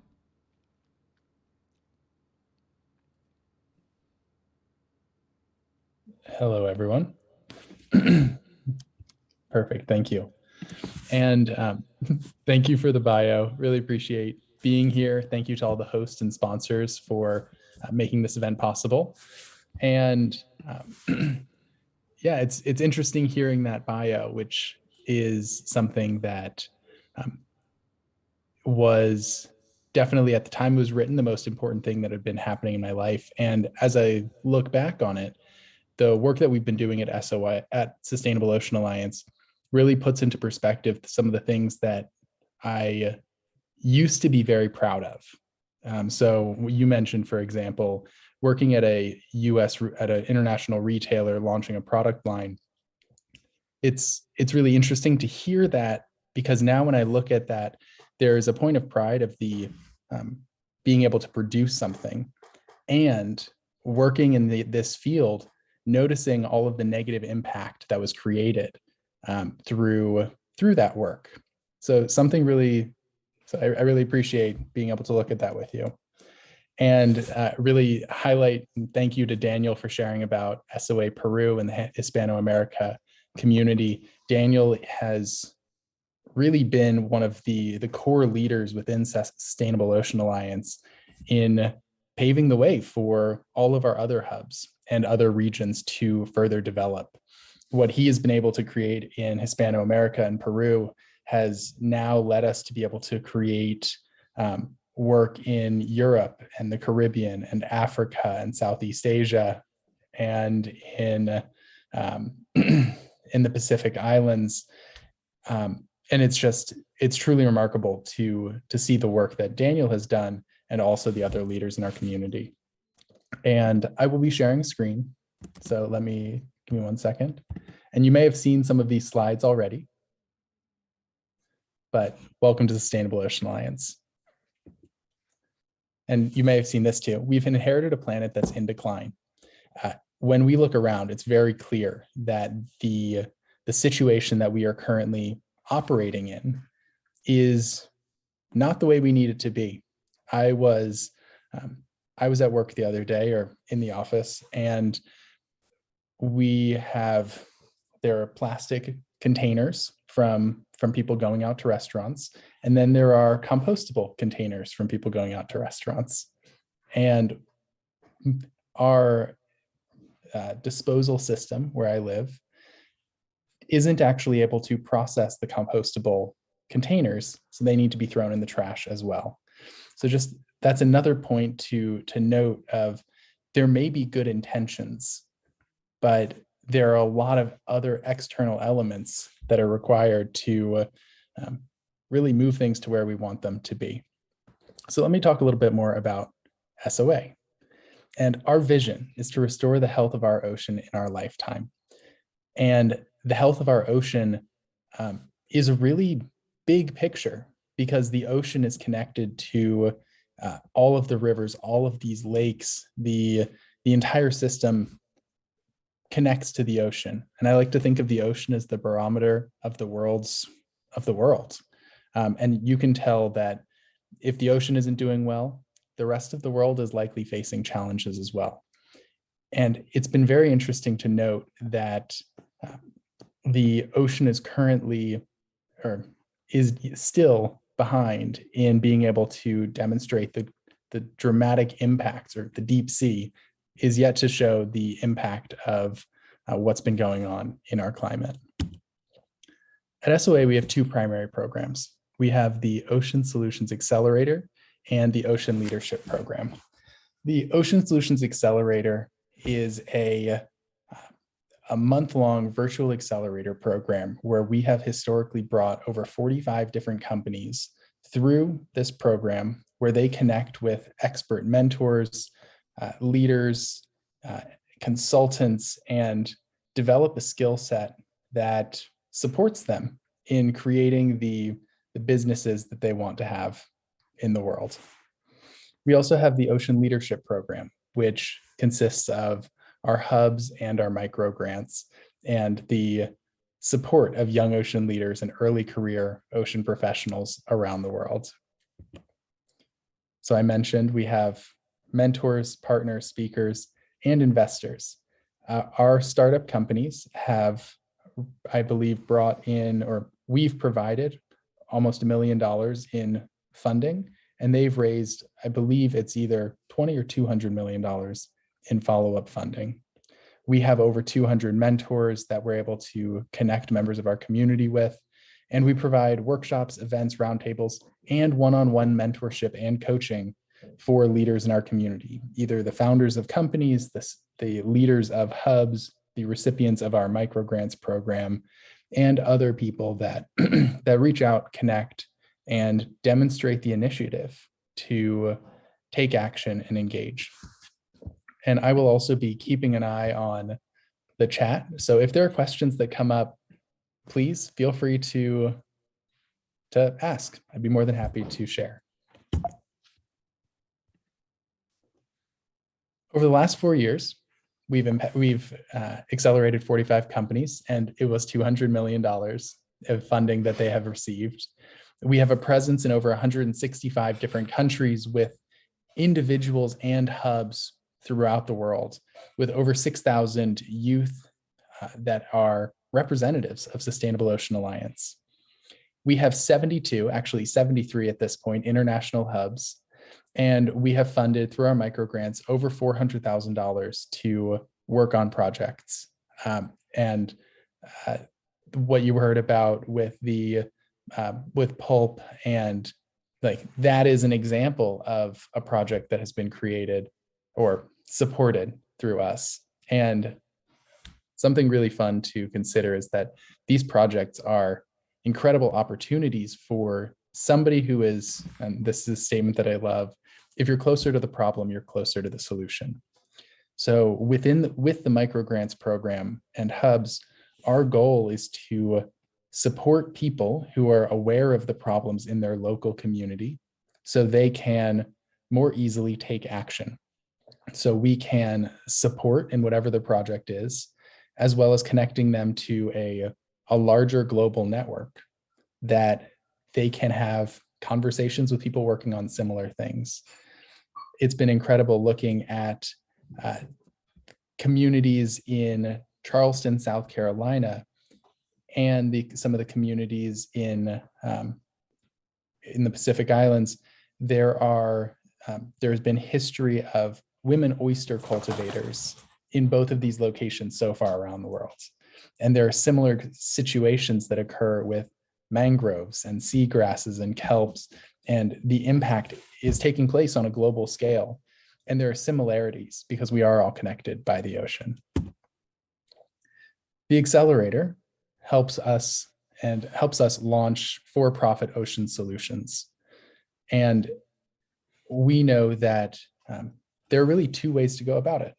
There are the solutions, and then there are the people who will show up in a way that makes a difference and who can then create those solutions that the world needs.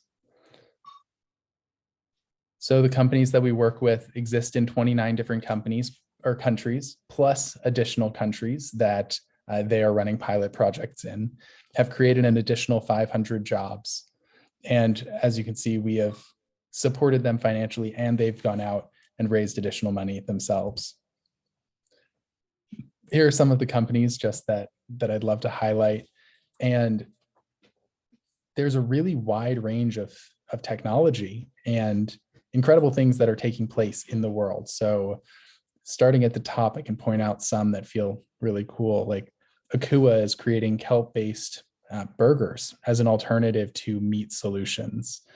Arc Marine, they're building reef cubes that make it so coral and reef restoration can occur more easily. Something really cool about those is that with ocean acidification, the way that the reef cubes are created, they actually have a slightly more basic chemical composition. So it creates a buffer zone around those reef cubes. Ellipsis uses drones to map the changes in coastal ecosystems. Coral Vita is raising environmentally resistant and resilient corals. Finsulate is making an anti-fouling material, but it's a chemical material that you put on the bottom of the boats so harbors are less impacted. Desalinator is using solar power to desalinate water. But when you think about a lot of solar or a lot of desalination plants, it creates a hot brine as a byproduct. Desalinator is able to do it in a different way that doesn't create that brine, and not only uses solar, but also uses the heat energy from the sun that would normally be considered a byproduct, just a waste product. Lollyware makes seaweed produced straws that are designed to disappear. And I can continue to go on, but there are so many ways that we can be using technology, and individuals have found ways to connect with the environment, or they've seen something that others may not have seen and have created a business around it. And we have brought in 45 through our program, but there are thousands more of companies that exist on the planet that have found a way to contribute to the wellness of our planet in a healthy way. And I want to bring up this idea that these organizations and the organizations that you as viewers may potentially start, these organizations are designed to cooperate, to collaborate, to demonstrate what's going on in nature, where they have joined the alliance. And through their collaboration and the cooperation, we can create a better world. And it's not designed around competition. So I mentioned Coral Vita.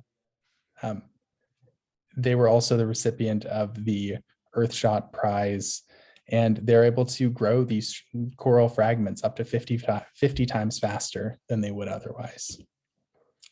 Flywire uses computer vision to track fishing and is able to increase the percentage of wild caught seafood. Lollyware makes bioplastics. So they're focusing on straws, but the straws that they create are able to be used on a variety of traditional composting or plastic extrusion systems. And Finless Foods uses marine animal cells instead of live fish to create an incredible poke or fish product. And then the Ocean Leadership Program, which Daniel talked a little bit about, and I talked about with the micro grants. And the Ocean Leadership Program, yes, we are focused on these individual solutions and funding projects that can make a true difference. But the part that really excites me is the leadership opportunity. There are people all over the world, the attendees of this included, that are still early in their careers, which means that there is an opportunity to uncover for yourself how you want to be showing up in the world. I like this idea that it's not just what you do, it's how you do it. And when we show up in our workplaces or in our projects in a way that is aggressive or competitive or use whatever negative emotions you would like, that ripples out into the other work that we're doing. Where if we show up in the work that we're doing with the goal of cooperation, with generosity, and being courageous and vulnerable, the way that the world will change through your presence, to me, feels very clear. And through Sustainable Ocean Alliance and through your connection with us, I hope it becomes clear to you as well. And there's a bunch of ways that we can provide support. So there is the network of hubs, and I'm sure there are slides a little bit later about that. But through our network of hubs, we have a variety of different types of hubs. So we have certain hubs that are partnership hubs. So it's an existing organization, like the Early Career Ocean Professionals in Canada is a partnership hub where we direct people in Canada and we work with them to develop our strengthen the ocean leaders in Canada. We have regional hubs like the hub based in Charleston, where they represent that community. And they've created a network of partners with the aquariums, with SCORE, which does reef cleanups and reef rebuilding initiatives, and the Charleston Waterkeeper, to strengthen the ocean lovers and activists in that area. We have university hubs, which you may be familiar, I'm sure. And then we also have country and city-based hubs, like what Daniel was talking about with Peru, as well as the cities like Ancash in Peru. How it all works. So SOA is distributed. We have a really wide network of people, and we have at the core of it, we have our SOA global staff that manages the global community and provides resources and support. So think of it at the core or the bottom or the top. There's a bunch of different ways to think about it. But at the end of the day, our purpose is to support our hubs and community in being able to do the work that they know, or you know, that needs to be done. So I work with our regional communities, so our regional representatives like Daniel and MJ and Khadijah and Eugenia and Forby and Danian and Mark. And I work with our regional representatives who then work with our hubs to support. We also provide some additional technical support when it comes to being able to host events, as well as microgrants and additional funding support when necessary or requested. And we do focus on a specific country, city, regional, university, organizational, or state level. And there's something about having it a little bit vague that I find really exciting, because it means that if you are aware of a specific project that would benefit from the support and from your support and your care, that has the opportunity to be a hub that we can support and direct resources to. And this comes down then to who are the young ocean leaders, where young ocean leaders are early career ocean professionals, lovers of the ocean and the environment, who are under 35 years old to start. And as a young ocean leader, you can join or create hubs, gain access to our mentor network, and gain access to our team if you request it. And you've demonstrated the commitment to UN SDG 14, Life Below Water. As a person who raises awareness of the ocean challenges in your community, you focus on creating solutions. And that last part of influencing others to take action feels really important. I was talking with Daniel the other day, and he mentioned one of the most important things that we can be supporting people in is providing the opportunity or the skill set so a youth or an individual can listen to their voice of wisdom inside and then be able to stand up on a table and say what needs to be said. Have that confidence to talk to that politician, to get behind that microphone, to be that person who knows what needs to be done.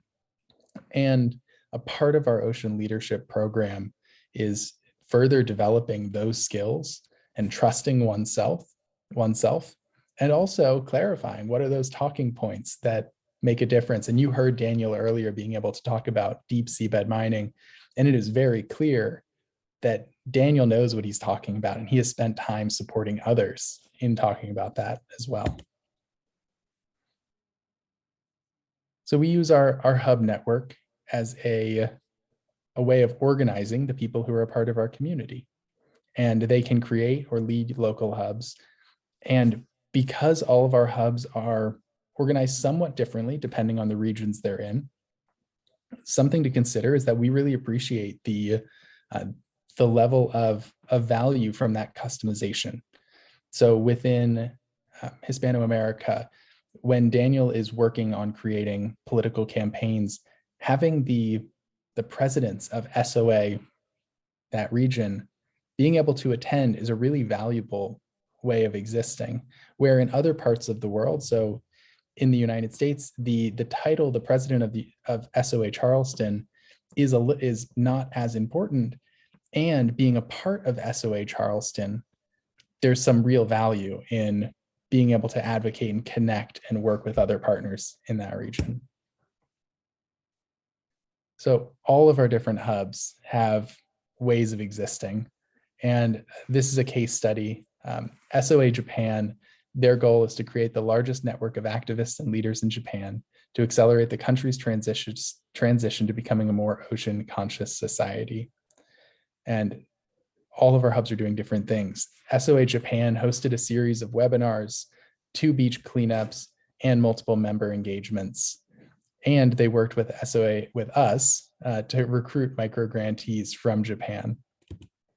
In the Pacific Islands, Kamal and Danian, they created the first Pacific Islander youth-led hub. And I believe we have expanded. So now there's a hub in Fiji, there's a hub in Vanuatu. There are a collection of hubs, and they've hosted this is a shallow amount of information about the hub, but they have hosted this 2-day youth ocean leadership conference at a university, but they've also done trainings on turtles, on mangroves, and it's really been a beautiful thing to witness. And so the hubs and the microgrants go hand in hand in a lot of cases. Hubs are the initial organizing method that brings these people together. And then the microgrants are our way of providing additional support for a project that they're called to create. So about 30% of the microgrants that we fund are affiliated with hubs. The other 70 are projects that come to our attention that are not yet hubs, but sometimes convert into hubs. And we provide a financial support of somewhere between $1,000 and $15,000. They tend to be around $2,000 USD or so.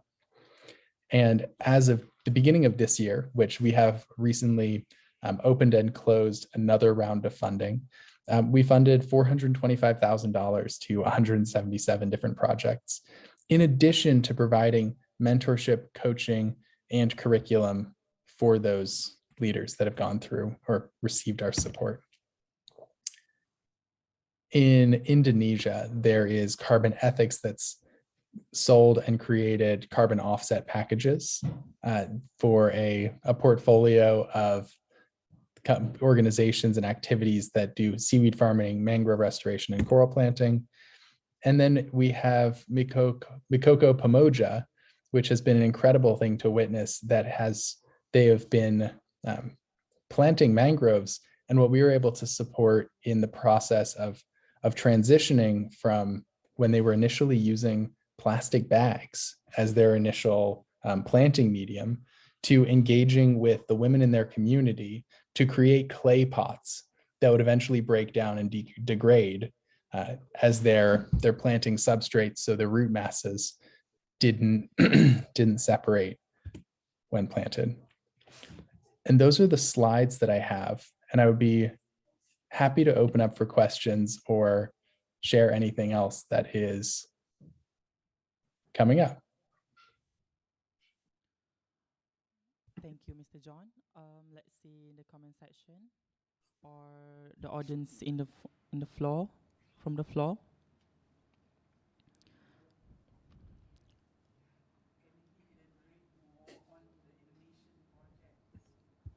Mr. Jon, can you elaborate more on the Indonesian project?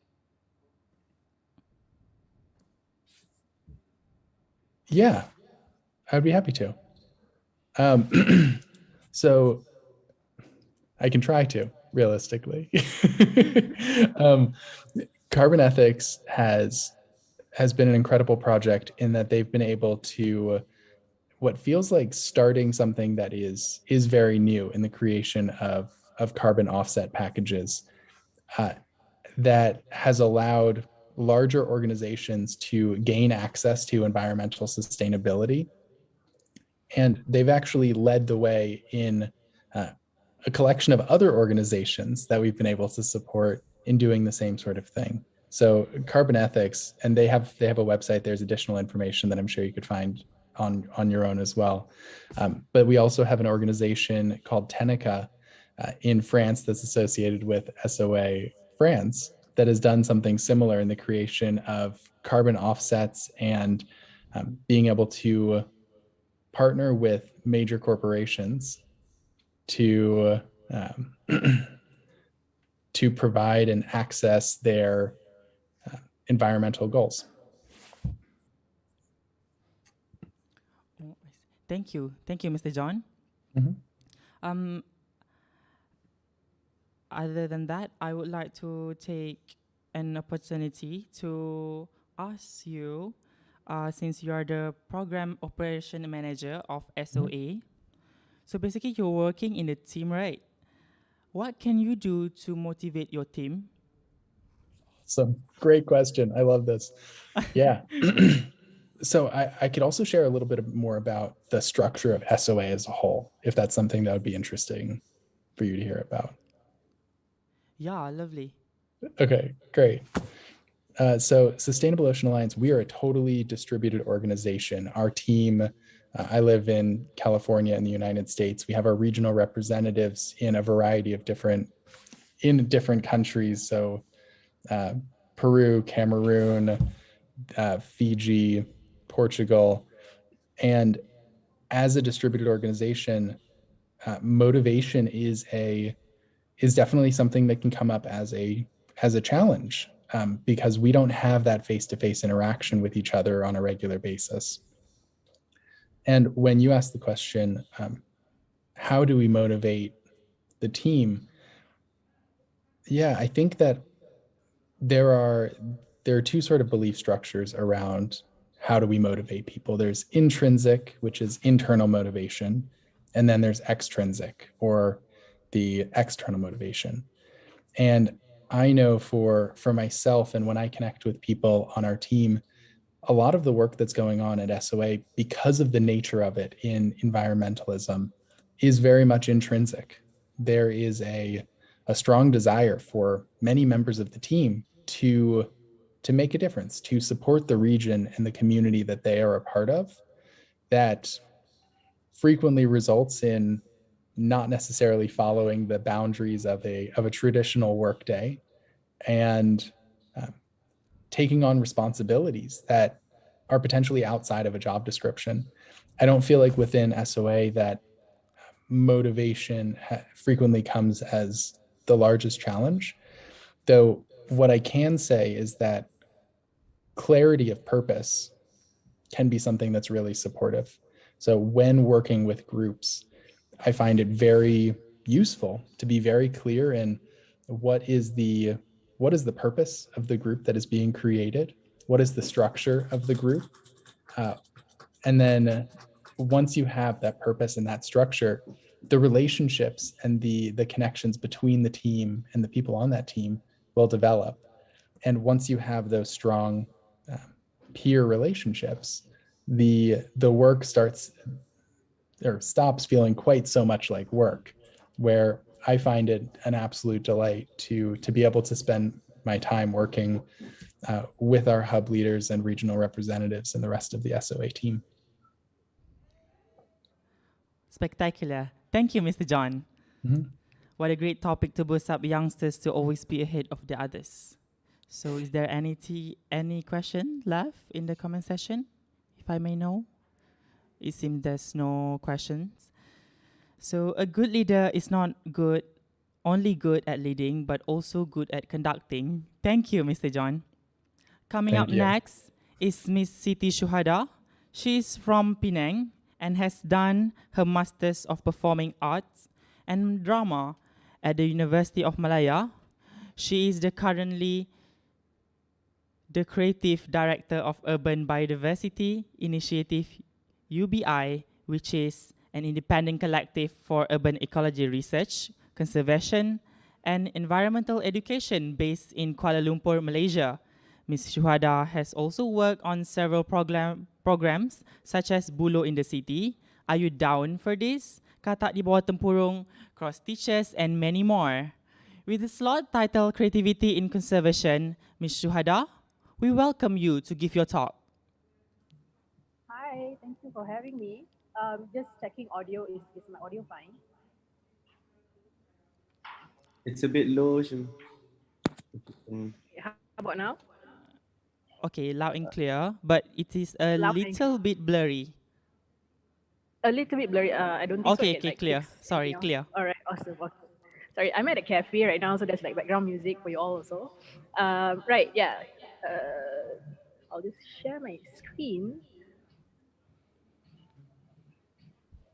Hold on, yeah. There you go. Yep. Thank you for having me. I am currently in a new habitat. I'm from the land, and now I'm at a marine habitat, hence the blue color in the title, Creativity in Conservation. I just added a question mark because, well, do we really need creativity in the conservation field? So the talk today will be more on just sharing with you guys what I do, and see if you can just like pick up any of or be inspired lah, like, of what I've done before, and just initiate your own projects with your circle wherever you're at. Yep. My name is Syuhada. You can just call me Shu. I'm from Urban Biodiversity Initiative. So we call ourselves UBI because we're just a bunch of potatoes.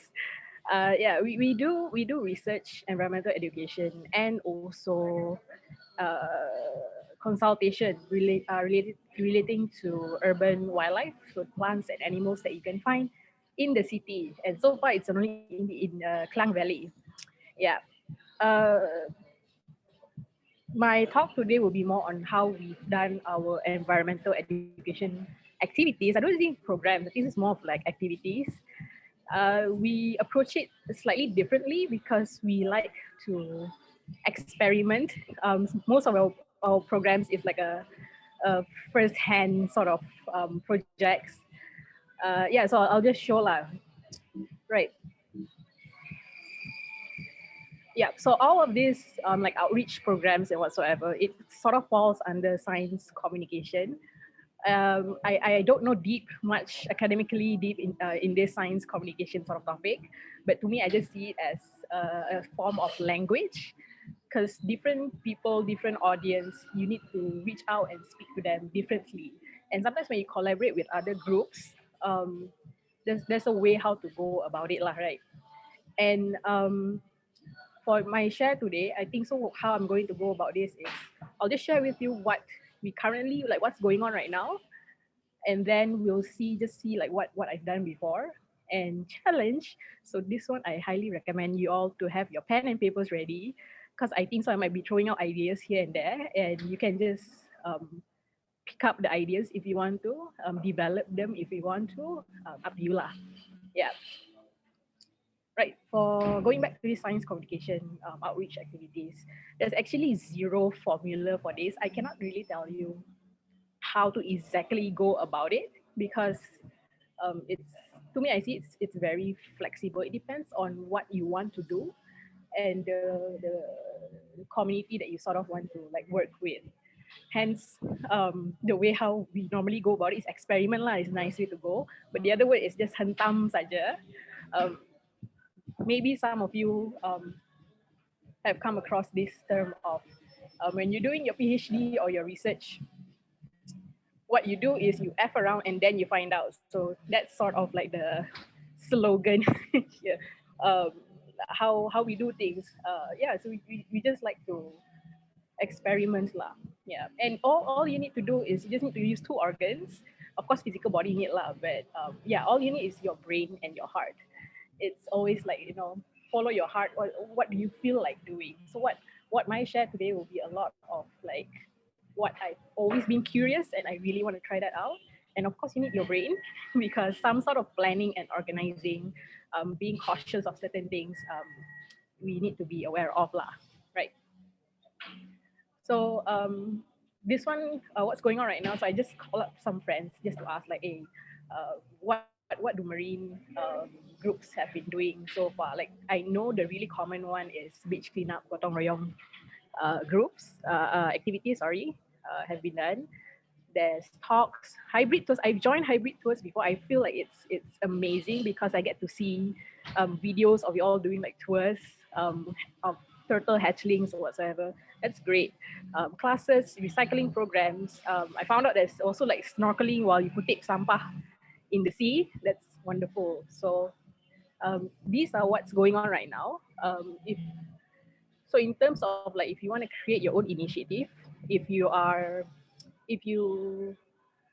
want to try out something new, like a completely different program, go ahead. But what I would suggest in this, but later on lah, how we can just tweak, like we can do the same thing, but we can just like tweak and develop and just do something a bit different, right? So this is pretty much a preview of what UBI has done, what I've done with UBI. I think so Balkis, one of the speakers for tomorrow, she's in here also, is in almost every one of these pictures. Yeah, so here is what I want to share here is that I have my interest in animals. I started off in ecology, major in zoology. So I really like animals and I really like arts. And I'm also good at organizing things. As in like organizing events. I love doing it. So this is sort of like the merge of all these three. My interest in arts it leans towards performing arts. So when it comes to illustrations or whatsoever, I'm not really that great at it. So kalau if you want to do something with arts and you're not great at it, collaborate lah. You hire someone, right? So this is what we've done. So an example here, if you can see, the top left and bottom left is our wildflower anatomy illustration workshop. So we have these activities on how to draw wildflowers by looking at their anatomy. Yeah. And then in middle bottom here is kind of like intuitive weaving where we forage for things on the ground. And I think so it's more on like how the textures of the plants forage, that you can sort of weave them um, up to like how you like it to be, what your heart says. Yeah, and bottom right here you can see there's Balkis with her cyanotype, running her cyanotype workshop. Just above you can see like these what you call materials on the ground with like fruits all over. The fruits is natural there, we didn't decorate also. It's like memang the place is full of fruits. Yeah, so this is the process of like drying out plants that was foraged and then printed. I think so you will hear about it more tomorrow. Top right is our guided walk, and being in the city, where can we do our guided walks? We have botanic garden lah, but this one's like just by the longkang. And yeah, you can teach people that way too. And so these are more of like my work, my interests in this, and I put it into my with work with OB. Other than that, I've also worked with like different groups, like Language Project Penang, MNS, Rimba Project beforehand. So this set of slides, I mean this set of pictures in this particular slide, is mainly my curiosity. I've always wanted to put up a play. So I did put up a play. I couldn't write a 30-40 minute script. So I thought, hey, let's do a short script. Yeah, and what else can I show? Yeah, shadow play. I've never done shadow play before. I wanted to try, so I just approached the head of the MNS hub.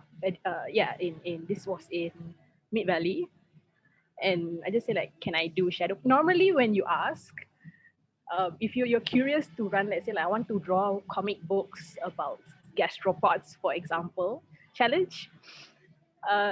Just propose, like just dare to propose. If you're really into it, just try to propose. Normally, usually it's a yes, and yeah, you'll be amazed at what by starting to do like one thing can lead to something else, something more. Like for example, my previous slide, the bottom right, Balkis was actually the first person ever to approach, and ever since we started connecting with like other people, yeah. So it's amazing how by just starting one small thing for just think about it, like just 30 minutes programs, and a lot more amazing things can happen after that, right?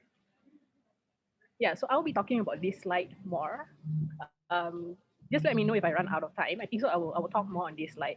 So here is where I'm going to throw out a lot of ideas, and if you want to pick it up, adapt, adopt from this, go ahead.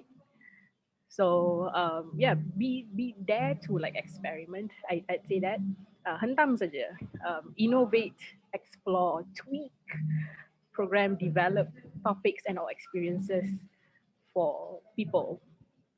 So one example, let's start off with regular guided walks. So we normally do guided walks. We have a botanic garden, so we do guided walks, right? And what I could say, like you could do guided walks. You don't need a botanic garden, like because you're all in a marine, sort of in the closer to the beach. I think mangrove. Yeah, probably if the weather is good, do a nice stroll along the beach, or sambil you do clean up gotong royong. There's some sort of a guided walk thing happening. This is my sense. This is me being curious, and if you want to pick it up, go ahead. How about at a rocky, there's like sandy beach, rocky beach, right? Between the rocks, let people explore what's in between the crevices of the rocks. What kind of barnacles are there? What kind of can we spot octopus? All the seafood sekalian. Yeah, you can do that. What else? Okay, stories. Stories here is something that I really like. Stories, it can be either legends or myth of the area or of the specimens of the animals. Kisah sang barnacle suatu ketika dulu, if anyone have come across lah. So it can be that. So you can present that either in illustration form ke, or storytelling, or another kind of stories is listening to what the locals have to say.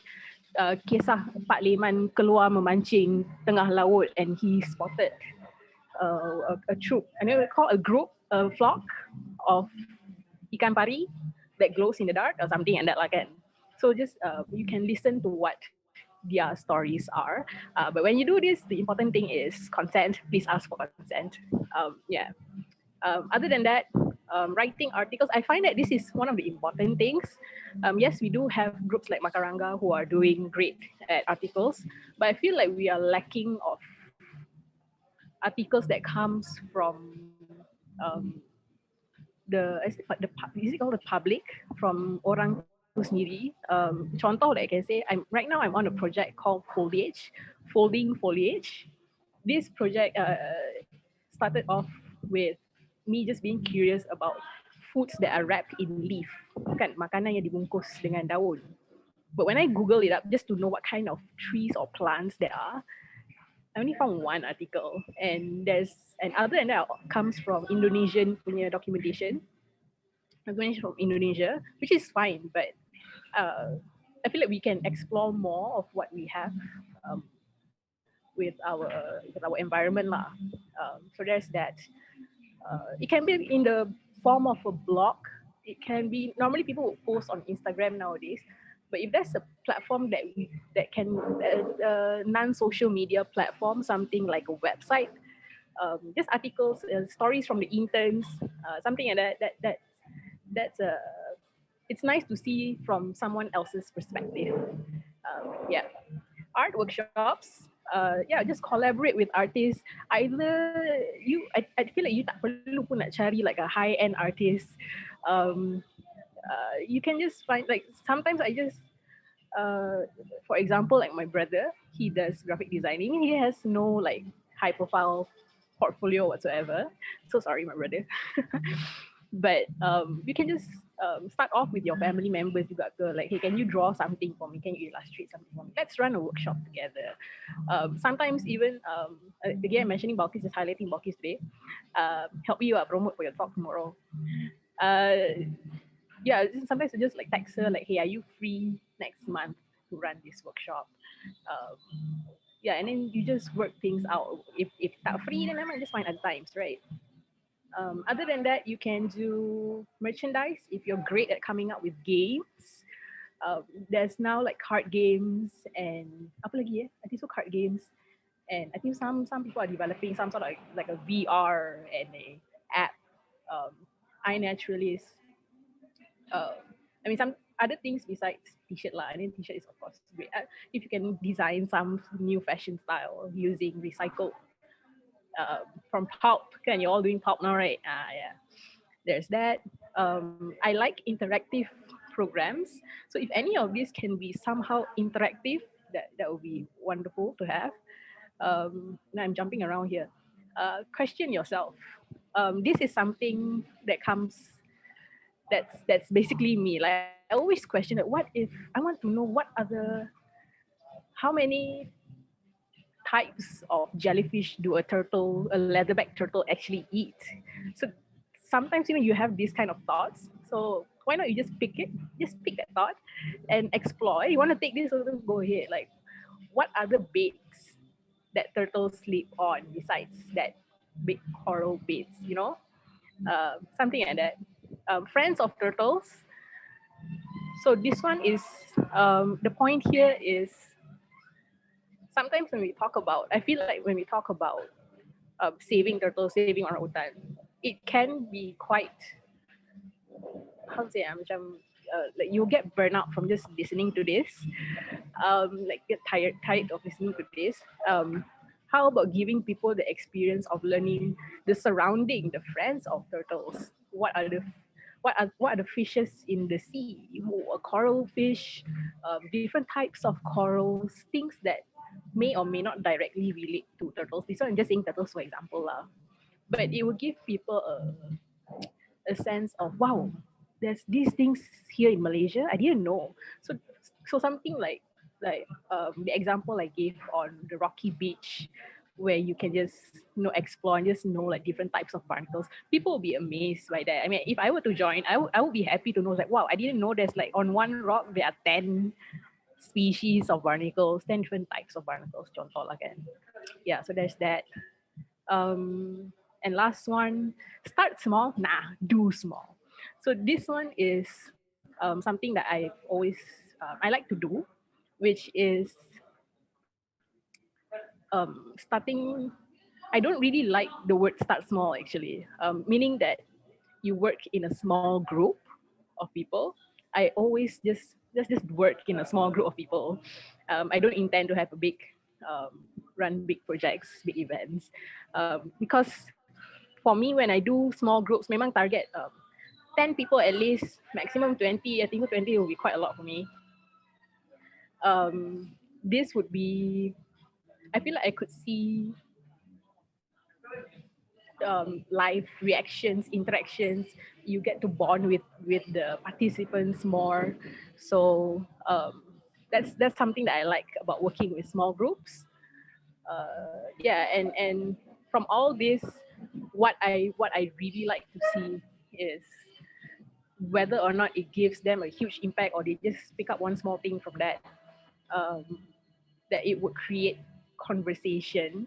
So the aim in the end eventually is to just create conversation. Yeah, after the projects or activities. So if any of you would like, this way I threw out some ideas, would like to develop, explore, tweak, innovate some of these ideas, go ahead. If you need guidance or some sort, I think so I can come in to help lah. Like some activities you do need like to work together, the way how you want to set the Google Sheet or whatsoever. So that's another management kind of topic. Yeah, but one thing to really make sure, please prioritize safety whenever you're doing works in the environment outdoors. This is something that I really like, kena be at the back of your head. Always remind your participants to wear proper attire, long pants, water, drink water, ask if anyone has any injury or need medication. Check your surrounding, physical hazards. Normally before we do walks, guided walks whatsoever, we would do a site, check the site lah. To make sure there's no like fallen leaves, like fallen branches, big branches, or any shards of like glasses. Yeah, first aid kit, always have it with you. And lastly, this is the most important one, ethical. If you're doing an activity or programs outside, do it as that it does not damage or have very little to almost zero damage to the environment. Something like running an illustration workshop, I think so that's barely any damage. Just don't pick up the live one lah. I think so the dead one should be fine, right? The shells of gastropods whatsoever. But something like having a marathon to cut across a forest just for you to run and be close to nature, that one probably not really a good one to go for. So yeah, prioritize safety. And I'm going to end this slide with, I think so almost every presentation I do, I will just quote Yasmin Ahmad. Perhaps in the end, there are no such thing as creative people. They are only sharp observers with a sensitive heart. Be curious, dare to experiment, allow people to experience. That's all from me. Thank you very much. Thank you, Miss Siti Syuhada. So let's see from the comment section below if there's any question related.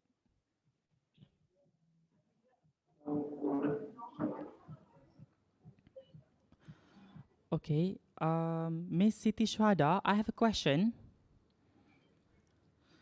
Yeah. How do you create idea and to be creative? I mean, like, as you mentioned before, you said that you develop questions and ask yourself questions. Not all people have that kind of creative thoughts. So do you have any inspiration from you obtain, like from an artist, or is it from your heart? Oh, soalan tu Tera. Yes, creativity is probably not everyone, tak semua orang ada lah benda ni. So what I would say is it depends on what skills that you have. If you are good at organizing forums, talk something simple like that, just go ahead, do it, have a team, cari orang, uh, yeah, and even if let's say like a forum and you want to make it fun, a fun forum, do it by the beach or something. So it's you're still doing your thing, something that is not uh, I don't say artsy, yeah, but the organizing skills. I think so. All students, you all should know how to organize programs and activities, kan? Yeah. Um, Other than that, it's I think so it goes back to your soft skill. Yeah, boleh update in your resume. Your organizing skill, just learn how to organize projects like this whole talk. It's a great one. And then and dare to speak out, to network with people. Sometimes you just semang selamba je, like um like, oh, you buat apa kan? You buat apa? Oh, I suka lukis. Oh, you suka lukis apa? Then you look at what they work, their artwork, and say, oh, cantik ah. Jom buat program together. Something selamba like that also is great. This is how I normally approach people. Or if you prefer to have that more of a bit more formal sort of approach, email lah, like, hi, we would like to collaborate. I think so that's about it. Just dare to, like, not dare, I mean, actively putting yourself out there to know what's up, like who are like around your areas. Um, yeah, like if let's say you're even at an island, Perhentian Island, for example, you cannot really call an artist. I mean, you can call like a lot of budget and call like from mainland to go to the island. We can just talk to the pakcik-pakcik and makcik-makcik workshop untuk kait apa ni, nelayan apa jala tu. So something like that you can just come up with. So I think so in the end it's just being observant, and I don't know whether having a sense of curiosity is normal for everyone. Aku ni abnormal sikit, so there's that. I hope I answer your question. So there's that. Yeah. Yeah, it does. Thank you, Miss Siti Syuhada.